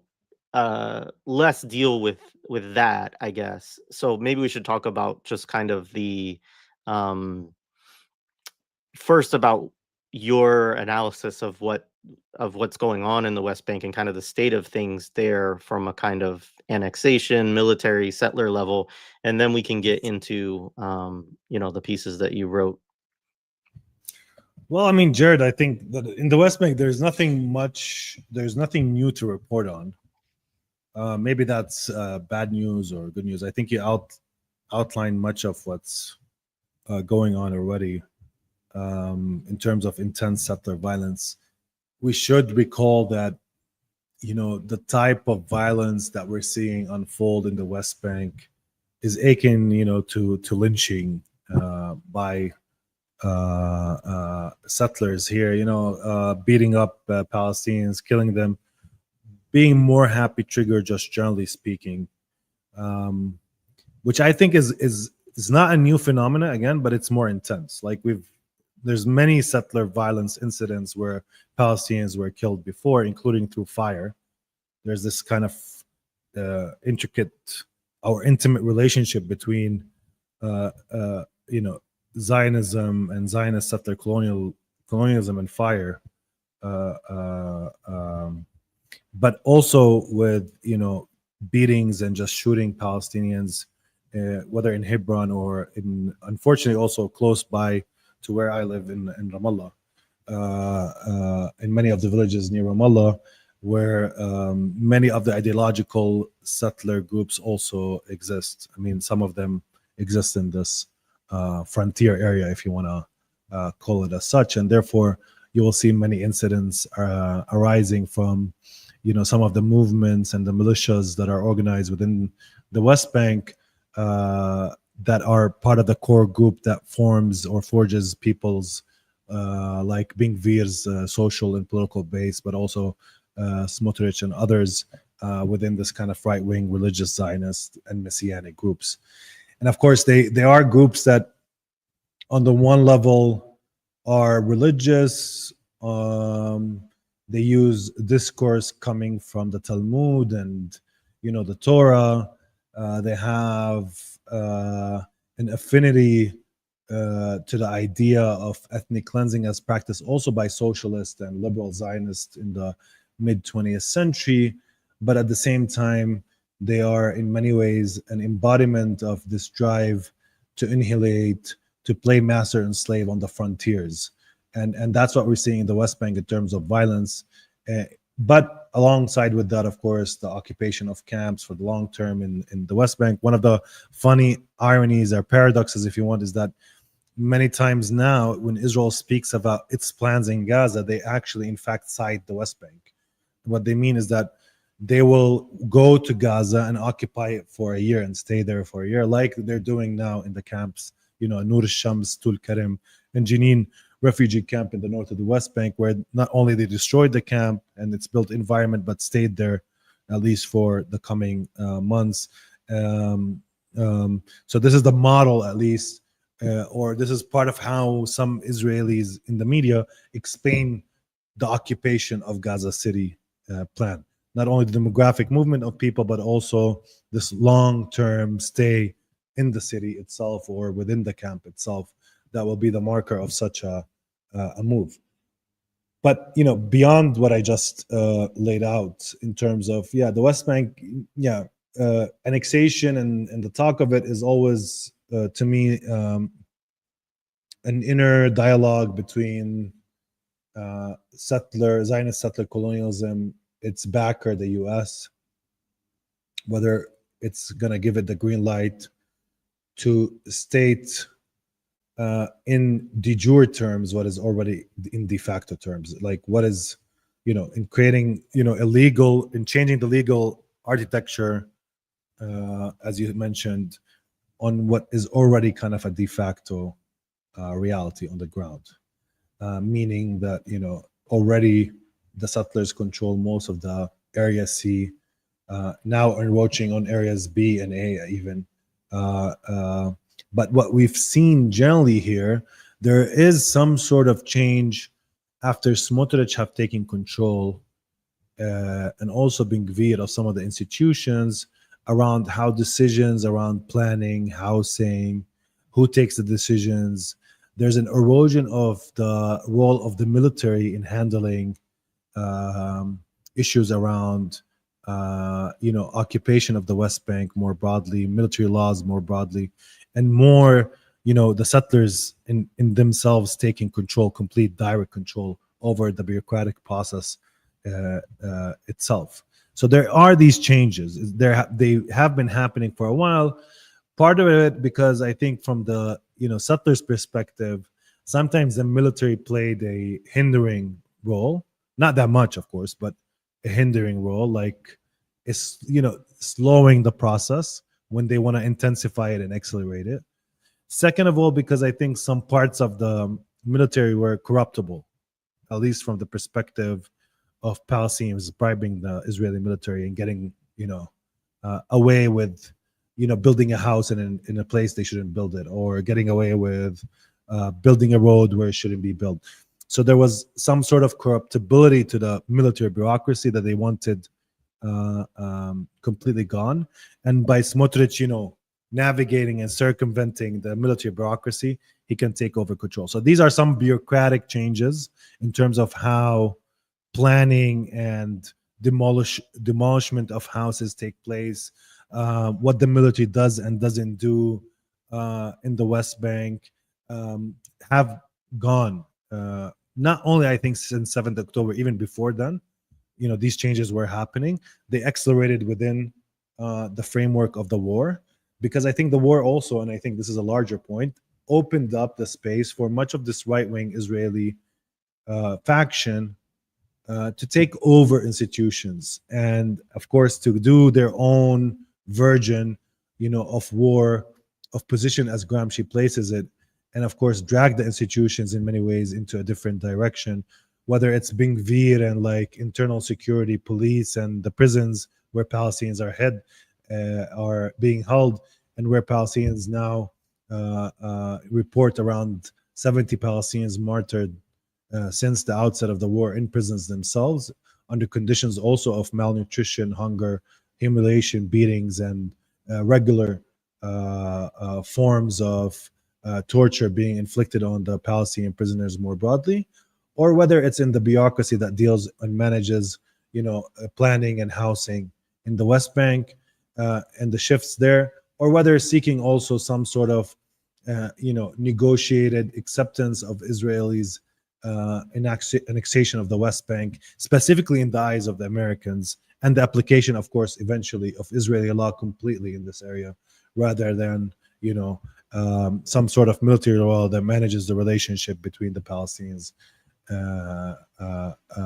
and Israel in this area, or manages. I mean, right now there's military law in the West Bank, but for the settlers, as settlers, the Israeli law applies. So there's a dual legal architecture, but in terms of planning and housing, it's also tied back to the military law, and that's what's been changing in at least the bureaucratic terms in the West Bank itself. So all I'm saying is that there's intensification of existing processes rather than anything of a radical change in terms of what's happening, including, of course, mentioning important factors that still Palestinian laborers do not, for the past 2 years, haven't been working in Israel, which was a large part of our economic input here. So people are going more poor because that part of the income has slowly eroded the finances of what we can say is a working class population, but with a middle class income. Because when you are, a laborer in Israel, you kind of make middle class income, but you come from, a working class background. So that has a specific, if you want, class dynamic to it, but that's also eroding it, and there's certainly a rise in poverty in the West Bank as a result, but also there's a systematic attack against the banking system. Smotrich, because he's the finance minister, is choking the ability of the Palestinian banks to send Israeli shekels, which we use, to Israeli banks. So that means that we cannot, import a lot of the major importations that we import, including electricity, water, a lot of the things we pay through the Israeli banking system. And the second thing is that it means that the banks have excess of cash, Israeli cash, in their vaults, and because of that, they're not taking more Israeli shekel into their coffers, which means that it's like it's close to like some sort of how do you call it? Traffic jam, no? But it's a traffic jam in money, because you have so much money being in your vaults and it's not being sent to the Israeli central bank, and the Israeli central bank doesn't give you credit in return for this cash that you send to them. What it means is that these vaults are full of cash, which means the banks are not receiving the cash from the Palestinian business and Palestinian merchants, which is also creating like economic pressures more broadly, and creating shortages in loan capacity in the banks. The banks are not loaning for people to buy houses, creating a lot of different economic problems. But this is all still, as you said, things that are slow, not intense and taking being done abruptly and intensely. A recent development is, for instance, the only bridge we use to cross over to the world, has for some time has had better conditions than in the past couple of months. The past couple of months, working hours have been reduced.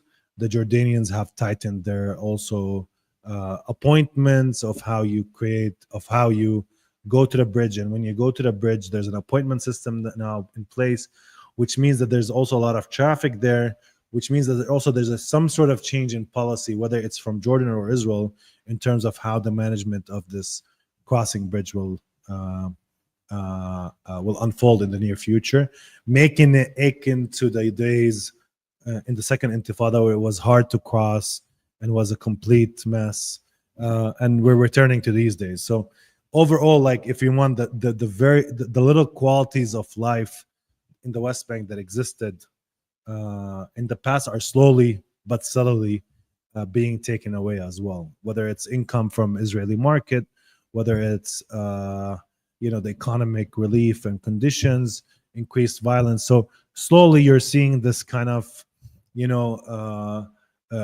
boiling water being boiled, but still not reaching the boiling point, if you want. Yeah, that's my take on the West Bank. Yeah. Thank you.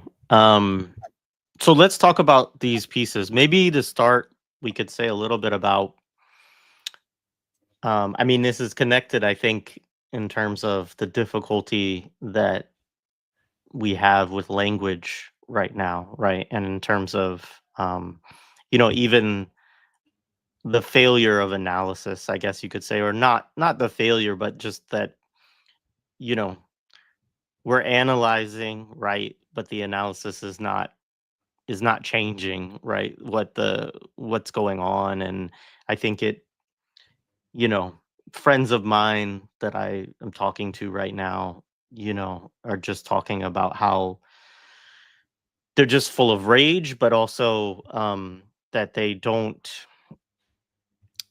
feel a way to express it, right? Because they feel like, I think, everything that needs to be said or should be said has been said, and that hasn't, of course, produced change. And this is wrong on certain levels, right? We've already talked about how it's wrong in terms of the changing of attitudes, the shifts that we see in how people feel about things and in what they think about things related to Palestine, related to Zionism, related to imperialism, and so on. So it's not meaningless, I want to say, but I understand also deeply and have felt that feeling. I mean, even before coming on this live, in my mind, to some degree, I'm like, well, what are we going to say? And of course, we've had plenty to say. You've had plenty to say, and excellent commentary as usual. But that feeling, that struggle to know, to even, I mean, it's just a sign, I think, of how we all kind of feel in the psychological toll, I guess we could say, of watching this genocide unfold, not being able to stop it, not being sufficiently organized, and having our own recognitions of, oh, well, we thought we would be able to stop something like this, or we thought that by now this would have ceased because this institution or that institution would stop it, or whatever disillusionments that we had, or not, right, whatever illusions that we had, we've become disabused of these. So anyway, you've written a couple of pieces. Your writing is always beautiful and well articulated. One of them was in Arabic, and I don't think that Google Translate did it justice, because you're dealing with metaphor and allusions and things like this in Arabic that probably don't also translate always into English that well. because translation is more of an art than it is a science, and particularly when you're dealing with, more theoretical or artistic writing. But you have that piece, and then you also have a piece for departist.com that is a part of a collection of pieces that you wrote. And in that one, I guess I'll just read a little bit, but you talk about this question that comes up in the West Bank of how are you, and obviously this is something, you know, everybody has these kind of rituals around these sort of things, and we all know that we're not okay right now. Um, but you have to go through the ritual. You say each time a friend, a comrade, or a familiar face begins again, I whisper to myself, almost like a prayer, and this is in italics, beware the nation that can no longer complain. Here one does not speak to reveal, but to circulate fragments of weariness, tokens of despair, tremors of anxiety, residues of a hope long abandoned. The conversation proceeds almost ritualistically, caught in a closed loop of dull repetition. It is less dialogue than a collective monologue, a murmuring chorus tethered to its core Shakwa. You'll correct me on my mispronunciation there. The complaint. So anyway, yeah, just talk a little bit about these pieces maybe, and also the choice to do some more theoretical kind of poetic pieces over the last month, and yeah, where you're at with that stuff. Well, I mean, so my first piece that you mentioned, which is actually titled in Arabic "الرغبة في الهزيمة" or "The Desire for Defeat," it's it's a difficult and perhaps an uncomfortable idea, but because I wrote in Arabic, it was actually meant more towards like the Arab intellectual space and the Palestinian intellectual space more broadly. That the idea that as Palestinians, if you want, Jared, and perhaps even as Arabs more generally, we don't just live with failure or defeat, but in some ways we have come to desire it. So that's what I propose in the piece. It's an attempt to think about how defeat kind of moved from being kind of a historical event like in Nakba or Naksa, something that happened at a certain moment in time, to being a structure, a way of seeing and living in the world, an entire horizon that shapes how people think, act, and imagine the future. So in many ways, this is what's the idea of the piece, at least in a nutshell. And it's not meant really, it's an exaggerated claim, like I'm exaggerating. And I say that in the piece, that it's not necessarily that, I'm locating because defeat on the level of desire. So it's quite a problematic notion to actually place front and center. But again, it's not meant to be a cheap provocation, at least from my point of view. But from the sense in which the debates have taken place in the aftermath of this event called Tufan Al-Aqsa and its consequences and aftermath, how many of Palestine's own intellectuals have engaged in articulations of defeat in many ways since the beginning of this rupture, and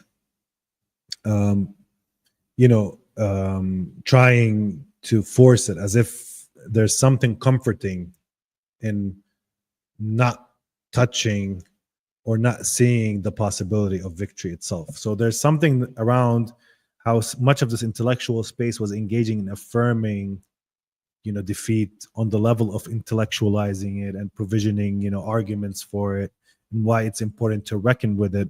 Of course, there is a level to which defeat and reckoning with it, I'm not speaking about necessarily this historic moment, that could be beneficial, because defeat could in fact point out certain shortcomings, place people to reckon with, cold facts,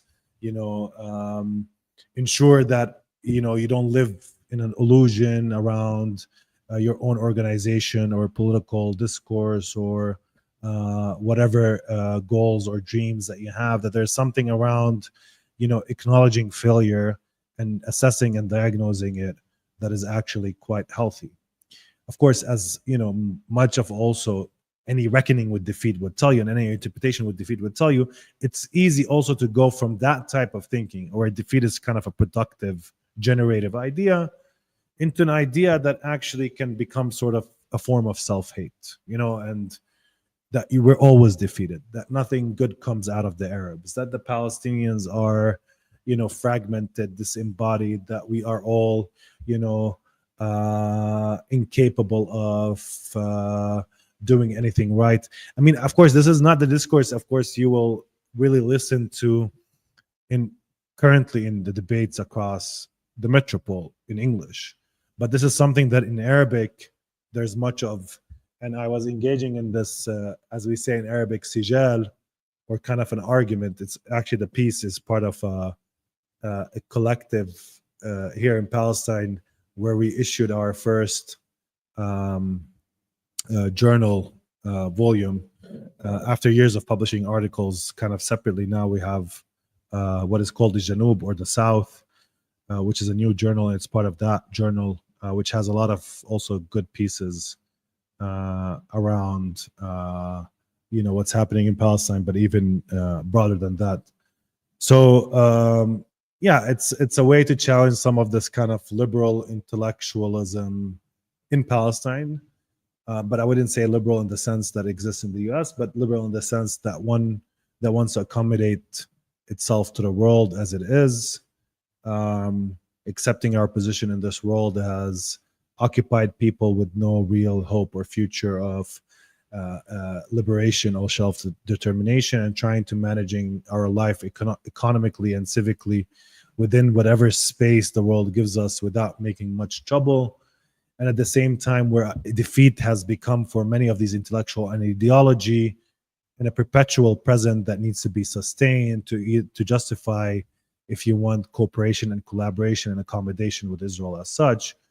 And when October 7th happened, and the possibility, if you want, of victory and a liberation appeared quite realistic, at least for a moment, whatever we want to think about what happened afterwards or not, but at least for that moment, Israel seemed defeatable, and it still does. I mean, beyond what happened afterwards, at least to me.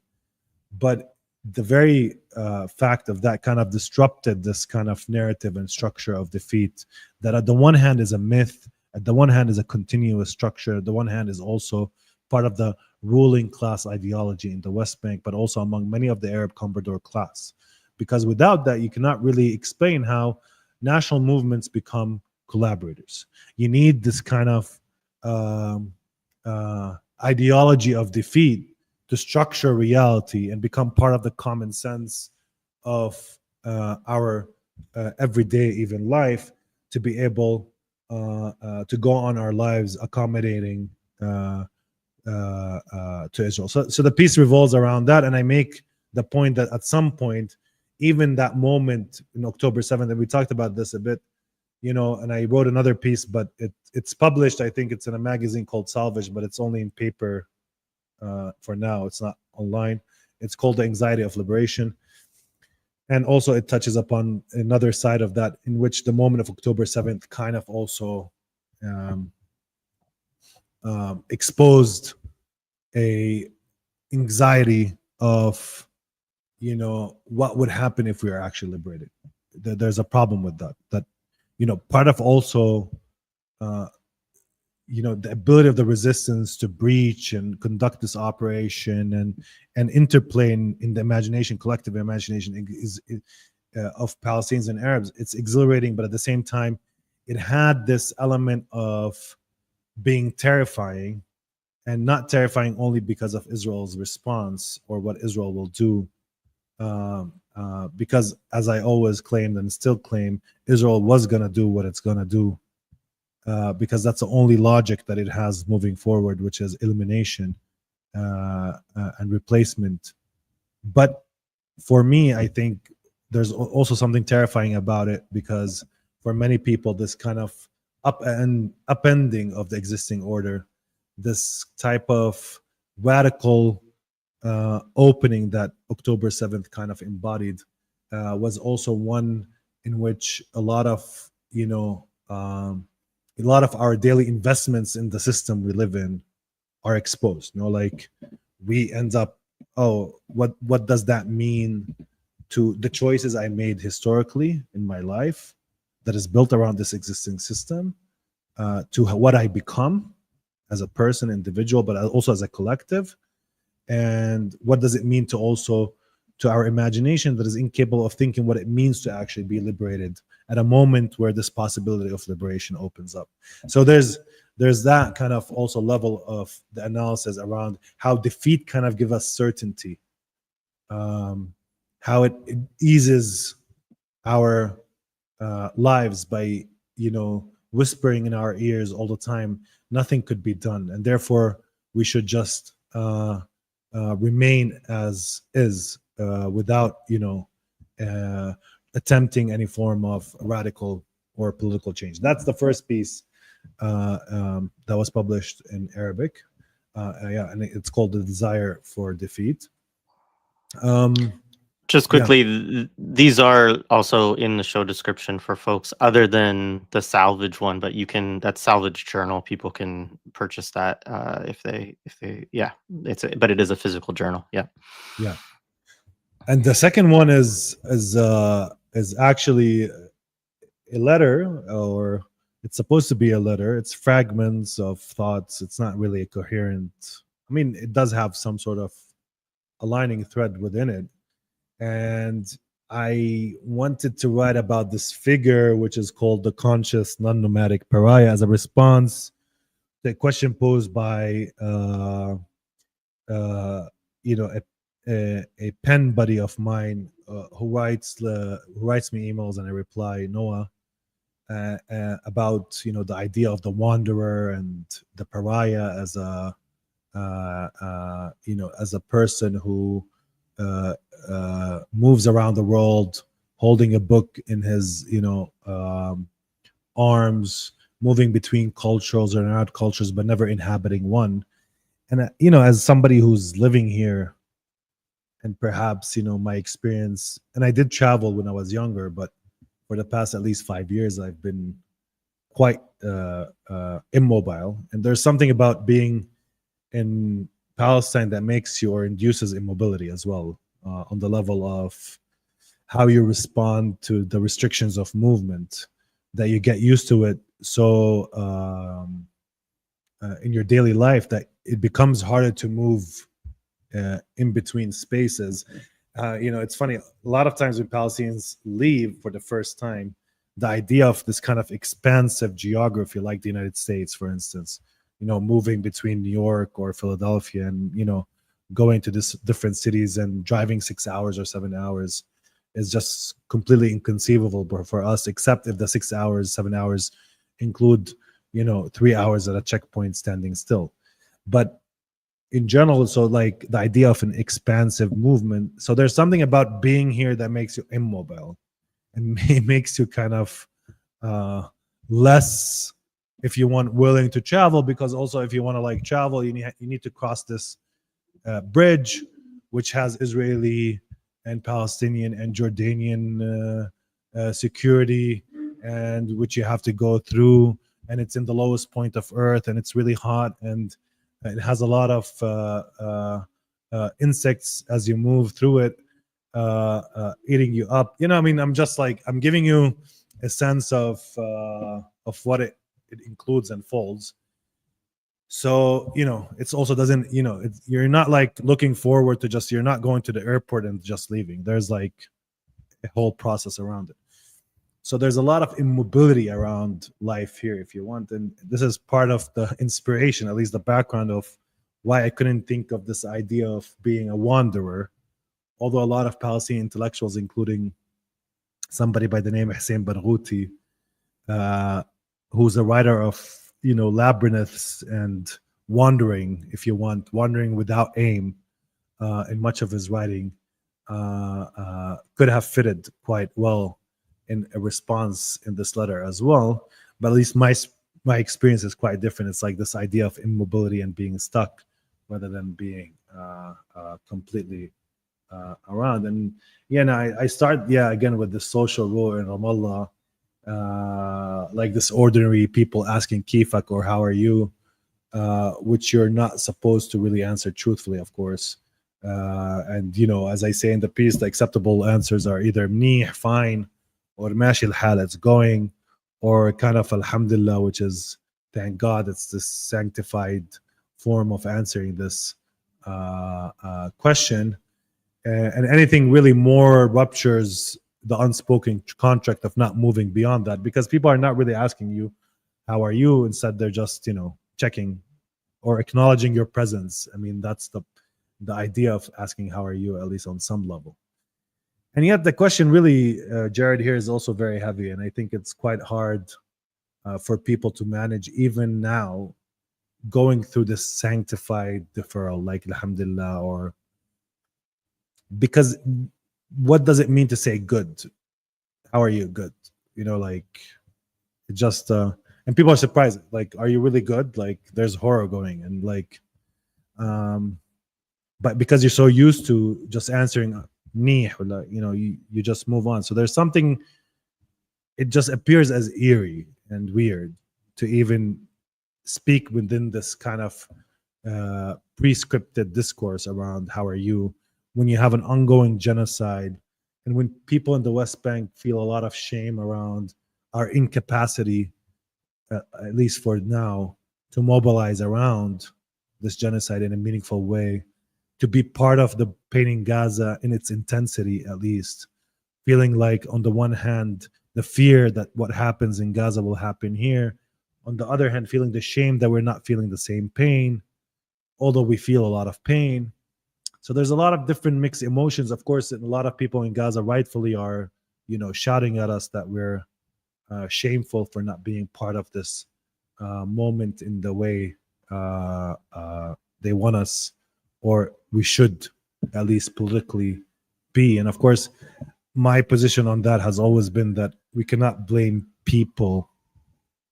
Generally, we need to deconstruct the ruling class ideology, but more broadly, we should blame the Palestinian organized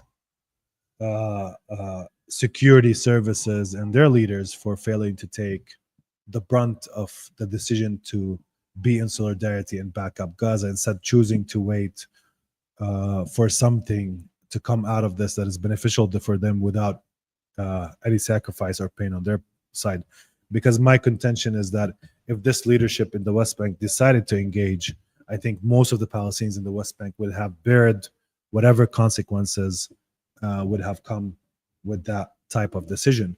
But for the people who are disorganized, who are incapable of organizing because of surveillance and arrest and 10,000 people in prisons, and the fear of even speaking to somebody else around mobilizing because that might lead you up in Israeli or Palestinian prisons, is always, like, of course, creating this accumulation of incapacity and inoperability in the West Bank more broadly.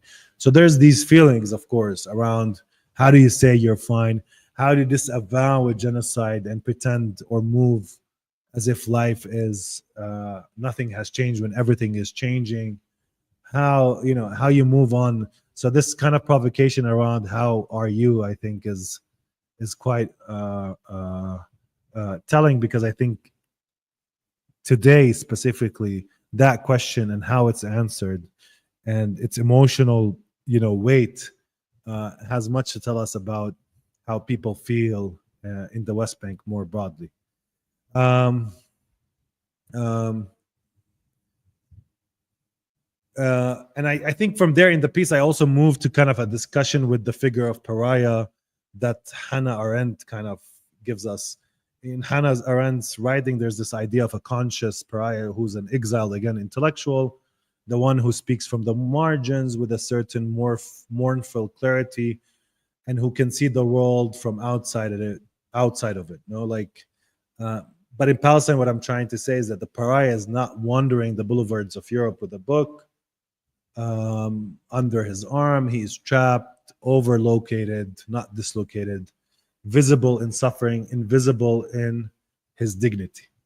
There's like these elements to this figure of pariah in the context of Palestine. And here, the pariah is not necessarily a figure of prophetic distance.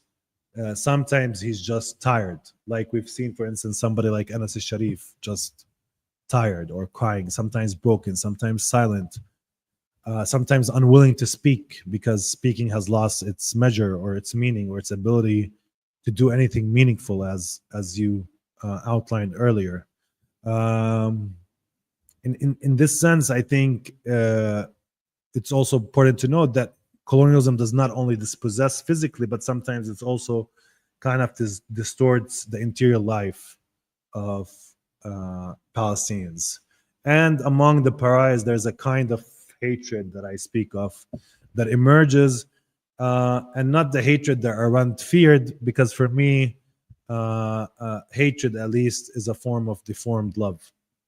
This is how I place it: a deformed love of life, deformed love of a world that could be otherwise, that turns slowly but assuredly into a form of hatred and anger and despondence, because you love the world so much, because you love life so much, because you love your loved ones so much, and you don't want to live within this domain of erasure, of being choked, immobile, of being overlocated in a place that it feels like you're rotting in it. No, this is part of how at least the piece reads.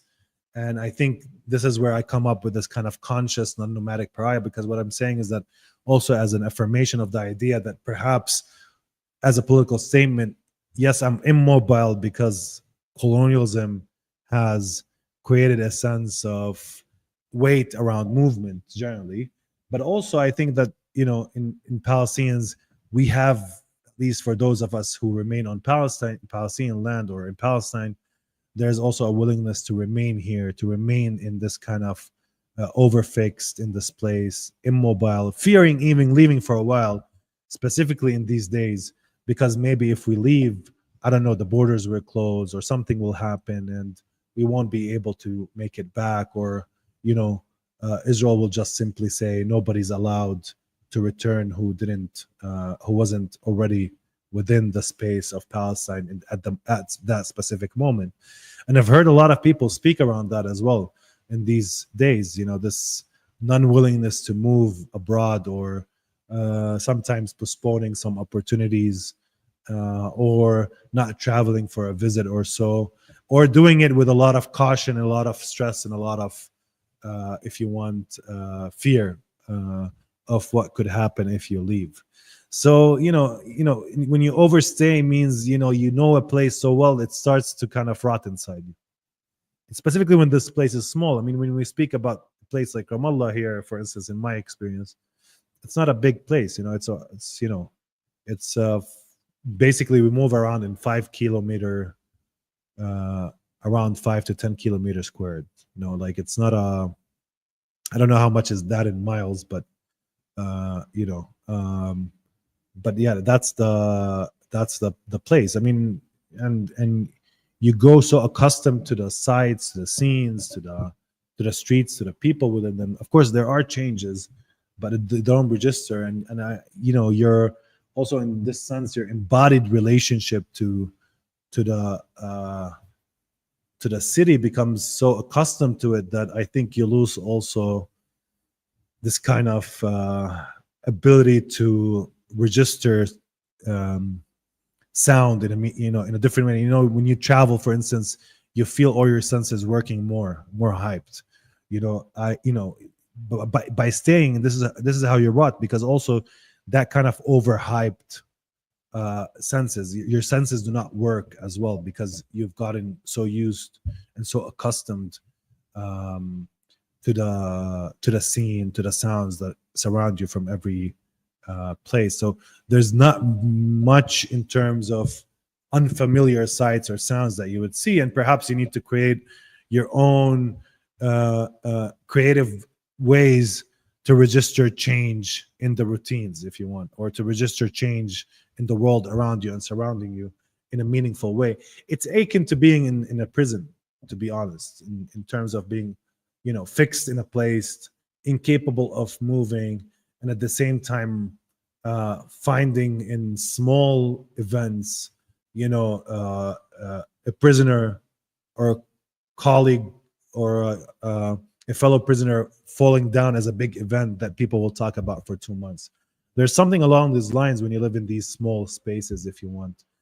Despite that, the analogy of the prison doesn't apply totally to the context of living and breathing city where there's still some movement in it, at least some choice of movement within it. Yeah, I mean, and yeah, I just speak about these different fragments. There's much more to it, but this is the idea of a non-nomadic pariah that doesn't move but inhabits a place so much and overstays, and is conscious about it. It's kind of a conscious choice to remain, but also implode and rot as you live in this fixed place. And it's different from the pariah that is generally presented in the one that inhabits different cultures. Somebody like Edward Said, who's neither there nor here. Like his memoir is entitled "Out of Place," or somebody like Hannah Arendt herself, who's forced to leave from Europe to the United States of America as a result of the Nazi rise of power, or somebody like, or others along that road. And of course, there's many Palestinians who've lived this exilic form of politics. And I'm not saying anything against it, or this is not a derision of it, but you could also be a pariah and overstay, or perhaps rot from being overfixed in a place. Let's put it that way. Yeah, no, appreciate that. I mean, a lot of these topics we have explored over the last 22 months, but it's great to see you kind of writing them out and thinking through these things. And as you were talking about that, the feeling of kind of like imprisonment, a couple of things came to mind. One, and I can't remember whether it's James Jockey Sales or who within the US tradition sort of first used this description, but it runs through the New African prison movement and Black August and so on. But this idea too of I mean, I think Martin Sostre is one of the earliest folks to articulate it as well, is just this idea of what they would say is that when you're in prison, that's maximum security, and when you're on the outside, that's minimum security. And so the notion is that it's all, and Walid Daka, right, who we talked about, like kind of has his own ways of thinking about this that are similar, I think, in certain respects, of this notion that we're all within some level of carceral control. It's just that it's more obvious and it is harsher, obviously, inside of the prison, and comes with all kinds of forms of torture and so on. But that in some ways there is something about the status, particularly of oppressed and colonized people within these structures of um, having a kind of carceral experience, right? Regardless of that. And I think West Bank obviously is a stark example, because I think, if for folks, I have not been, but for folks who go from the United States, they all talk about the amount, the checkpoints and all of the things that, you all have to deal with, and the restriction of movement. Yeah, as Brooke said, a continuum of captivities. It also brought to mind something that I remember, my friend Rowan from Decolonized Palestine. Shout out to Rowan and Fatih. But they talked. I think it was Rowan who had a tweet at some point that said, "As far as I'm concerned, all Palestinians are hostages." Right, in terms of the discourse that was going on, about this idea of freeing the hostages or the POWs from October 7th, and a prisoner swap, of this notion again that all Palestinians are in some form held captive and held in a in a hostage like situation by the state of Israel, essentially. And so I think that, yeah, what you're touching on there is I appreciate it. I don't know. I think we've gotten to most of what I wanted to cover. Are there other things that I guess? Well, one thing maybe we should talk about actually is like the last time that we talked, I think, I mean, obviously you seemed to think that a ceasefire, even if it was a short term thing, was quite possible. We both, I think, hedged that we felt like that there was certainly a good possibility given how far away, the Hamas negotiators, the Palestinian resistance negotiators seem to be from what the Israeli negotiators seem to be stating as their what needed to be bridged, I guess, in terms of their positions, that there was quite a bit of distance there, and we were concerned about that. But nonetheless, it seemed like a lot of analysts, a lot of people in Gaza specifically, but elsewhere, felt that a ceasefire was going to take place, that there would be some kind of pause, and we talked about that at least. And it didn't happen. And I'm curious your thoughts on that, as well as, well, let's just stick with that. Thoughts on that? No, I mean, like, I don't think that there's necessarily, like, I didn't think, like, at that time, I wasn't very hopeful that a ceasefire was happening. At least, this is how I recall my position was. But,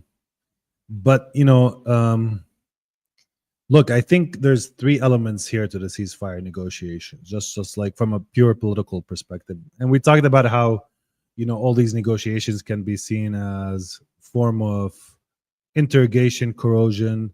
They're not necessarily, elements of real diplomacy meant to solve an issue, rather than a way for Israel to test whether Palestinians are ready to collapse, surrender, what extent they can get concessions, what more pressure they need to apply, things along those lines.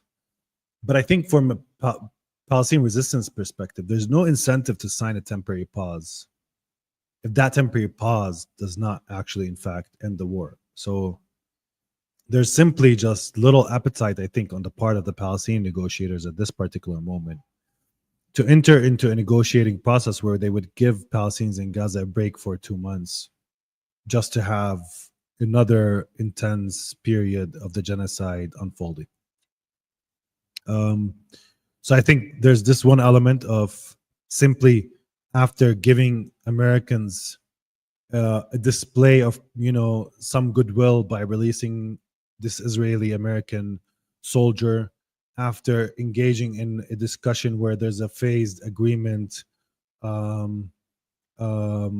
reached in January, that would have one phase, then the second phase, then the third phase, that I think with the Palestinian negotiator would probably want to just move into the second phase quite immediately, and will only want to release the last Israeli soldier that it has in exchange, or in a situation where there's no war and reconstruction has already started. So there's no incentive from the Palestinian perspective on engaging in a temporary pause. It will only defer pain. So yeah, it might elevate pain for 2 months slightly, but not in any significant way. You lose a lot of the leverage you have in terms of the remaining prisoners, because you're at least cutting the number in half, which means that there will be less pressure internally in Israel to stop any war effort. Not that it stopped it before, but it will create that condition. And at the third level, you will have, at least, if Israel wants to continue with this war without any care for the captives and the Israeli prisoners, at least will have to pay that price. Like that, it takes a conscious decision of sacrificing these prisoners on the altar of whatever goals it finds or seeks. So I think this is I think from the Palestinian negotiator perspective. And when leaks were happening around ceasefire negotiations, you're always worried, at least, you want the war to end now, you want it to end for good, and you want the Palestinians to achieve that as quickly as possible, while being aware, of course, of the tragedy of also of what we're seeking, which is just the end of massacres and food. Like that is basically, the currently, the extent of our, if you want, ambition at this particular moment, is just a permanent end of hunger and massacres. That's at least these intense forms of massacres. So because I don't think there will be any ceasefire in Palestine, war will continue in different ways, but at least that will end for some time, and some breathing space for Palestinians in Gaza will be given. So as you start moving the negotiations, I don't think from the Palestinian perspective there was much incentive to move towards it, except to display to the Palestinians in Gaza that the Palestinian negotiator is willing to be very flexible and pragmatic in many areas and try as much as possible to give concessions that are reasonable in order to get the war done. So that's the idea. From the Israeli perspective as well, I think that there's very little incentive also to reach any form of agreement that will keep Israel out of war for a long time, or any type of agreement that will jeopardize Israel's government and coalition at this particular moment, or one that will be harder to relaunch or restart the war once the agreement is signed and goes into effect. So you have a problem is that if Netanyahu wants to still manage this right-wing coalition, not only is he aligned with the right-wing goals, it's not like he's not aligned with ethnic cleansing Gaza. He wants that as well. But if he wants them to continue, and if we assume that he's more pragmatic, although I doubt it, than Smotrich or Ben-Gvir, because I don't think he's held hostage to them. He's doing what he wants, and they're just vehicles or aligned with what he wants in many ways. But in much of that coalition, if you want, relationship, there's going to be a problem with some sort of agreement that actually has guarantees of not moving or not returning to war, that there's going to be a hindrance or obstacle towards that. And I think that's the thing that the Palestinian negotiator is looking for more than anything else at this current moment in time. So I think that's the reason why you didn't have, at least until now, a negotiated solution. And part of the move in announcing the occupation of Gaza and these plans and what will happen and not happen, I'm not saying these are not serious, but part of at least flaunting these plans is in large part also a negotiating position. I think Israel is slightly waiting for some sort of flexibility on the part of the Palestinian negotiation. So because they want to get as many of the captives back and return to war. I'm not sure that they will be able to get that, at least at this particular juncture. There's some failures here on the Israeli part, not complete failures, because I also think they've navigated a lot of the international pressure around hunger by doing all of these air drops, which are not very meaningful in terms of actually letting food trickle or letting food flood Gaza's markets as is needed at this particular juncture. But at least this hunger and this non provision of food to Gaza has gone under a lot of more scrutiny in the past couple of weeks, and Israel has been placed under more pressure to display some sort of willingness to let food enter in larger quantities. But still, it's able to navigate that pressure again, circumvent it without much consequences on the amount of food that is entering really into the Gaza Strip in a meaningful way. Prices are still high. People are still finding very little food to buy. The accumulation of malnutrition is still being done. But there was more scrutiny there.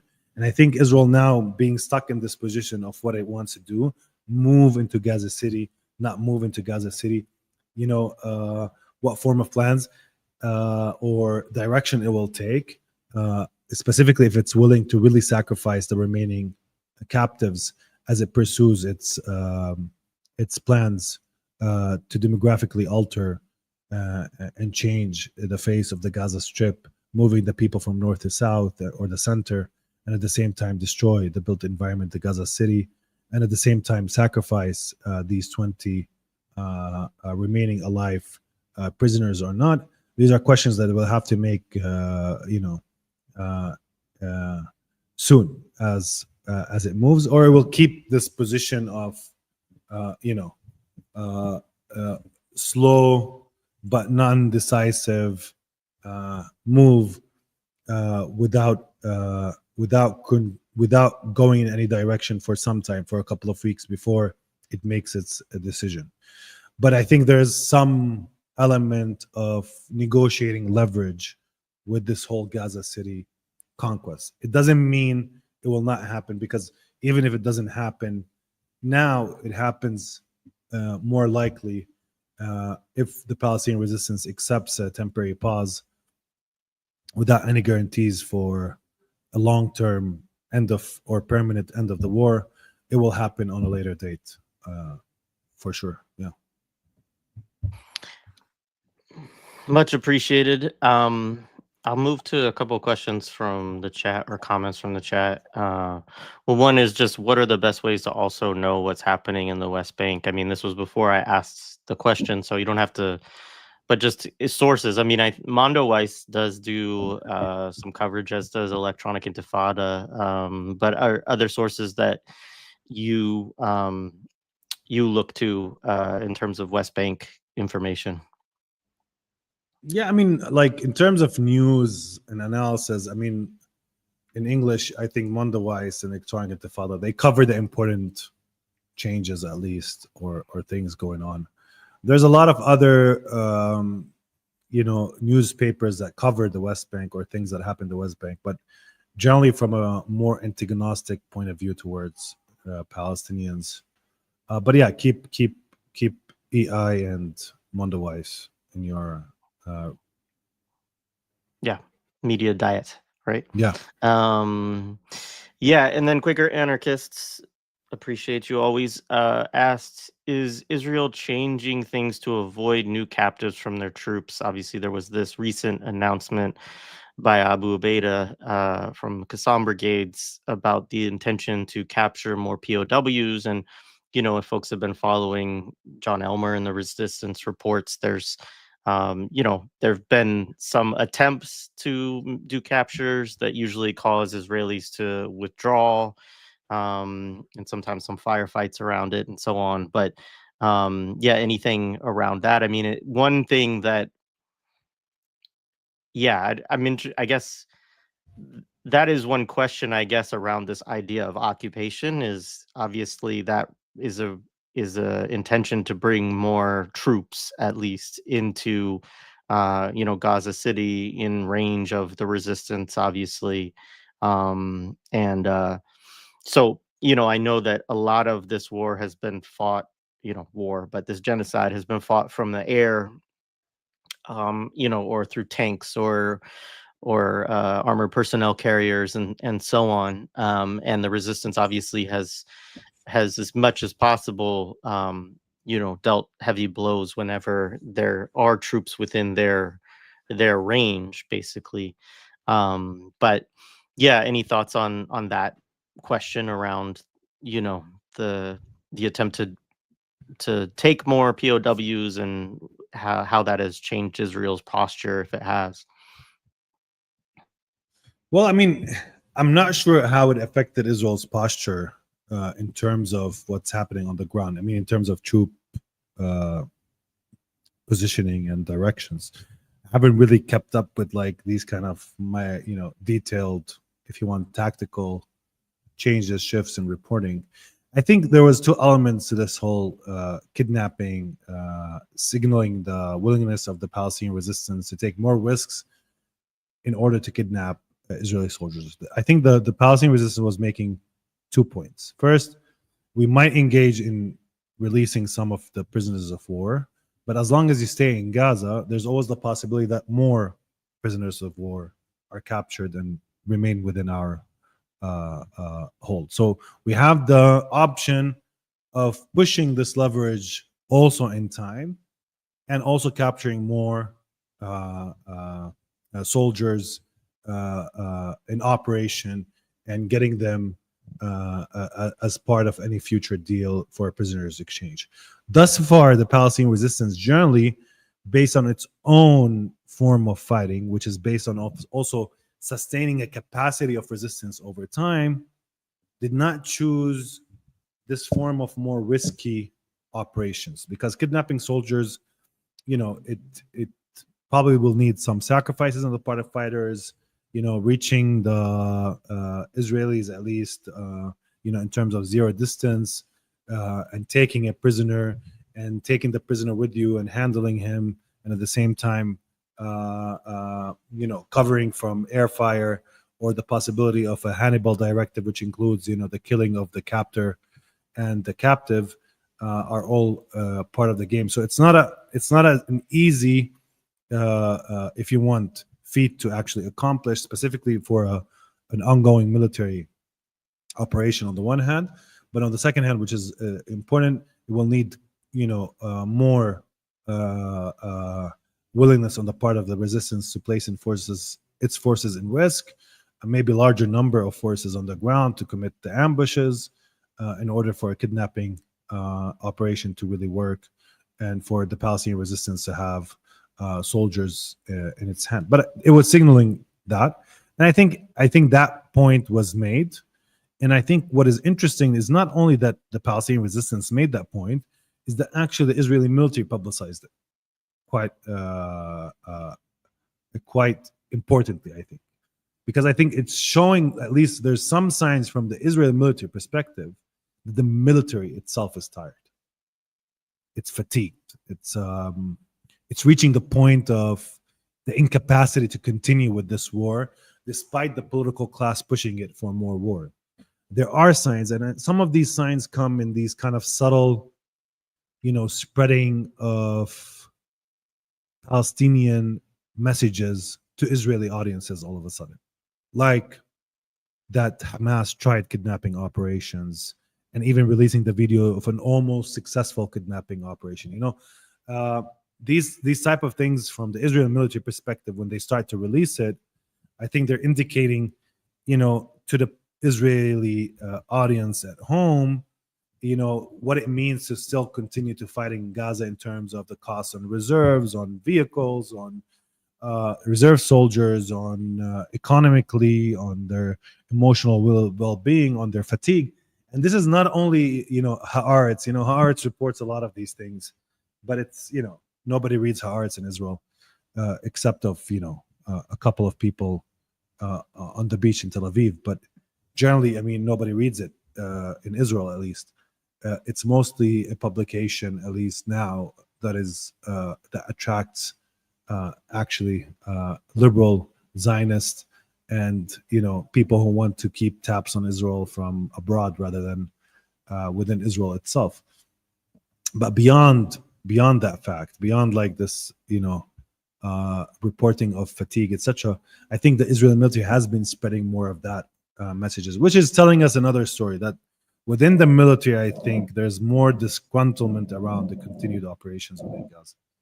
And therefore, they're also like trying or highlighting some of the possible costs, but also actual current costs that are happening more frequently than was done in the past, at least in this campaign.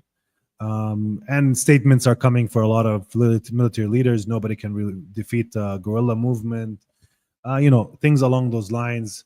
And this whole tension that erupted apparently between the chief of staff of Israel's military, who was appointed by Netanyahu as a replacement of the previous military chief, because the previous military chief was also not on board in a lot of the plans that the right wing wanted to enact, and they wanted a more pliable personality. And even then, they still got somebody who's, pushing back against some of their proclamations and political directions for the military that are giving on the ground in Gaza.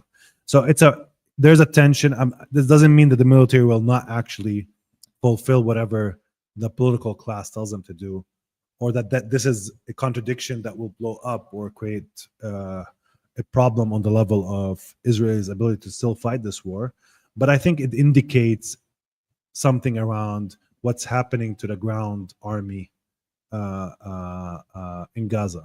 I think it's suffering. I think there's a lot of fatigue. I think there's a lot of psychological impairment among soldiers, and that kind of accumulation also of injuries, of commanders being lost, of soldiers being killed.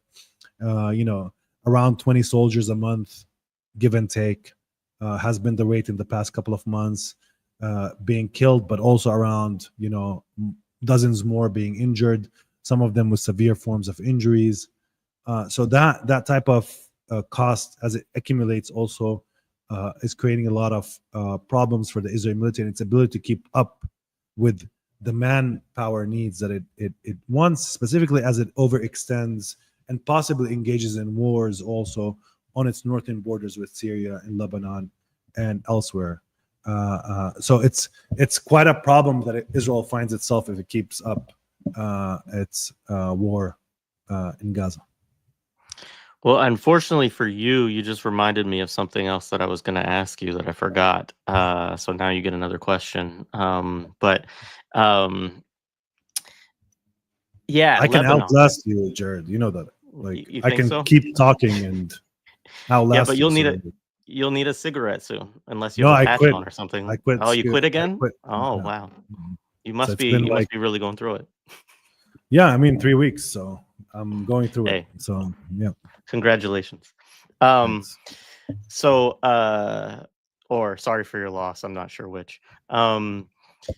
So Lebanon, obviously, there's a lot of news there, and most importantly, I guess, right, is this decision by the ruling government in Lebanon to disarm resistance movements in Lebanon. Primarily, of course, this refers to Hezbollah, although it's a little bit unclear of whether it includes the Amal movement, although, and certainly they kind of, both of them reject the idea of disarmament. And obviously there's a long history that we've gone through and we've talked about in these conversations of obviously the importance of the armed resistance movements in Lebanon. Certainly they were, I think an important factor in this war that we've seen, since October 7th, although obviously there's been a ceasefire, which has been a bit of a one-way ceasefire, that has gone on between them after, of course, all the assassinations, the pager war crimes and so on. But they voted, not they voted, but the government, decided that they are going to disarm these movements, which of course is coming at the behest of the United States and Israel, to be clear. I mean, this is a demand that's being put on the Lebanese state in order to receive aid and so on, and in order to have, for the ceasefire to hold, for funds for rebuilding, whatever else, right? But this is, of course, not something that Hezbollah wants to do. Understandably, their history of also liberating South Lebanon from Israeli occupation and so on. And because of that history, also, it's very unpopular among the Lebanese population. It's certainly large sectors of it. So, yeah, I mean, I'm sure you're monitoring this, and what thoughts do you have on how this relates to everything that's going on right now? Look, I mean, one of the elements where Israel succeeded was, weakening, if you want. I don't like these terms, but at least being able to penetrate Hezbollah in a way that enabled Israel to not only assassinate its leaders, and we are here talking about both the military and political leadership, and large parts of it, and at the same time harm its storage of rockets and other weapons, while at the same time targeting much of its personnel or some of its personnel through the pagers and walkie-talkies. So these were big hits, no? And Hezbollah that existed before October 7th is not the same Hezbollah today on two levels. operationally, in terms of the leaderships, key roles, its charismatic pull, but it still has two elements of power. First of all, it's still there as a fighting force with weapons, with experiences, and with a large presence among a community that also supports it. So its major core element of strength still exists, and therefore its project of rebuilding itself and asserting itself politically is possible. At least this is how the Lebanese Hezbollah is now going about it.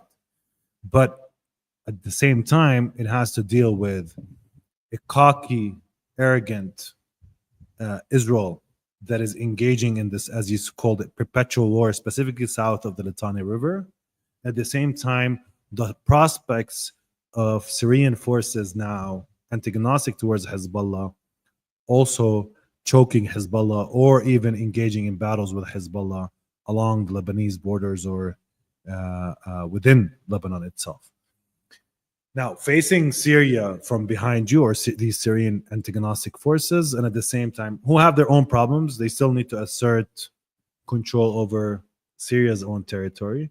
They're doing it currently within a less than savory way. I mean, there's a lot of massacres in the Sahel region, a lot of massacres in also Jabal al-Arab, or where in Suwayda, in southern part of Syria along the borders with the Golan Heights.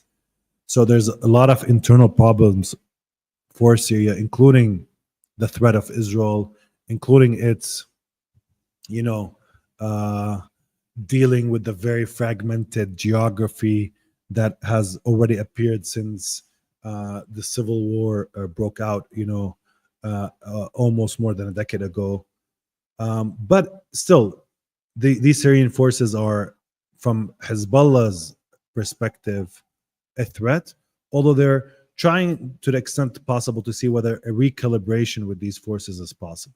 I mean, that's part of also testing the grounds of whether, a Sharia in Syria or some of these militias that are now operative within Syria and have taken control over Syria are ones that Hezbollah could also start reframing the relationship of past into a new modality. There's some element of that thinking going on with those close to Hezbollah or aligned with Hezbollah. Maybe we can reach some sort of rapprochement or some sort of approach that at least neutralizes their threat, or at least does not enable Israel to use them as a tool against us in the future. Or we can provision perhaps a new form of relationship that looks beyond the past into some sort of different future. I'm not sure they will succeed, but that's at least some of the thinking on the part. But you have to remember, this is Hezbollah's positions. In terms of the strategic depth in Syria, there's a threat now rather than a friend or an ally. Less space for smuggling weapons concretely, but more so there's an actual military threat that it has to reckon with on its Syrian borders, and Israel as well as a problem and a headache. At the same time, within Lebanon, there has always been this right-wing camp formed of a core of political parties around the Maronite phalange,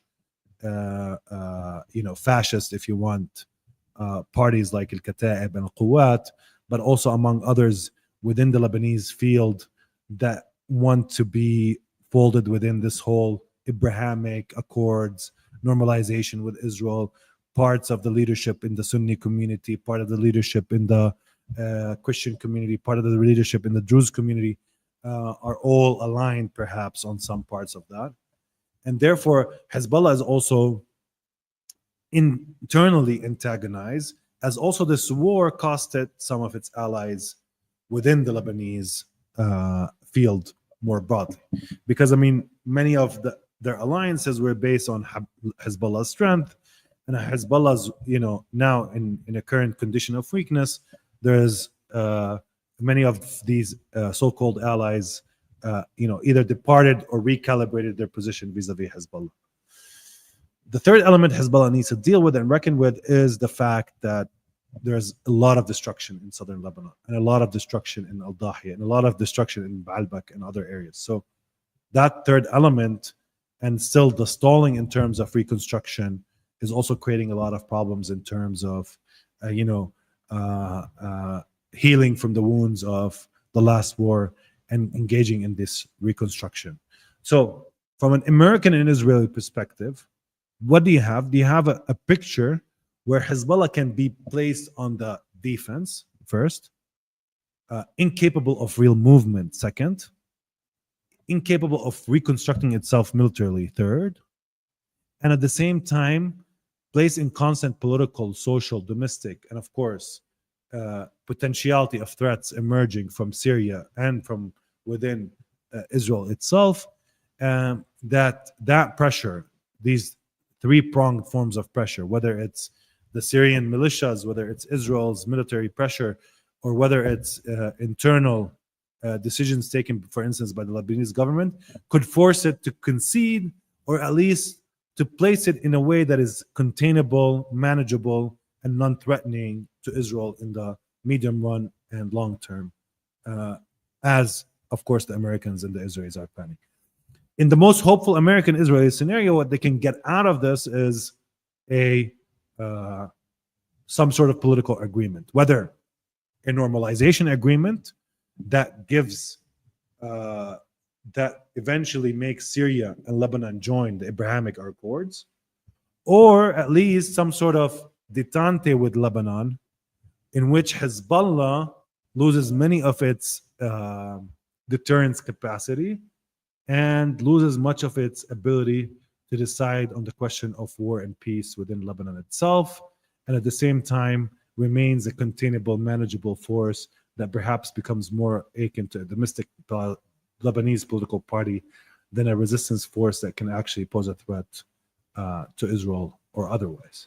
That's the hope. I mean, and I think from an Israeli and American perspective, there is that opening based on this picture that I just gave you, the loss of leadership, decapitation on the level of also weapons and material, loss of many of the experienced, at least commanders in these walkie-talkie and pager attacks, and the strategic geographic picture where Hezbollah is facing domestic pressures from within most of the other least organized forms of Lebanese politics, like al-Kata'ib, al-Quwat, the Druze leaders, the Sunni leaders, etc., or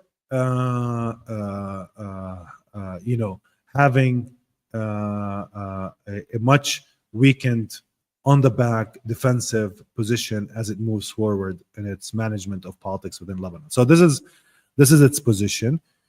For some within Lebanon, like just to speak about beyond this equation of resistance, etc. I mean, for some within Lebanon, also they see, how they can chart a different Lebanese future built around a stronger state, defensive posture, secular state. I mean, there's a lot of different ideas among the Lebanese themselves around what future of Lebanon should have, getting rid of this whole sectarian divides within Lebanon, creating a different form of politics altogether, one that remains still anti-imperial, but at the same time,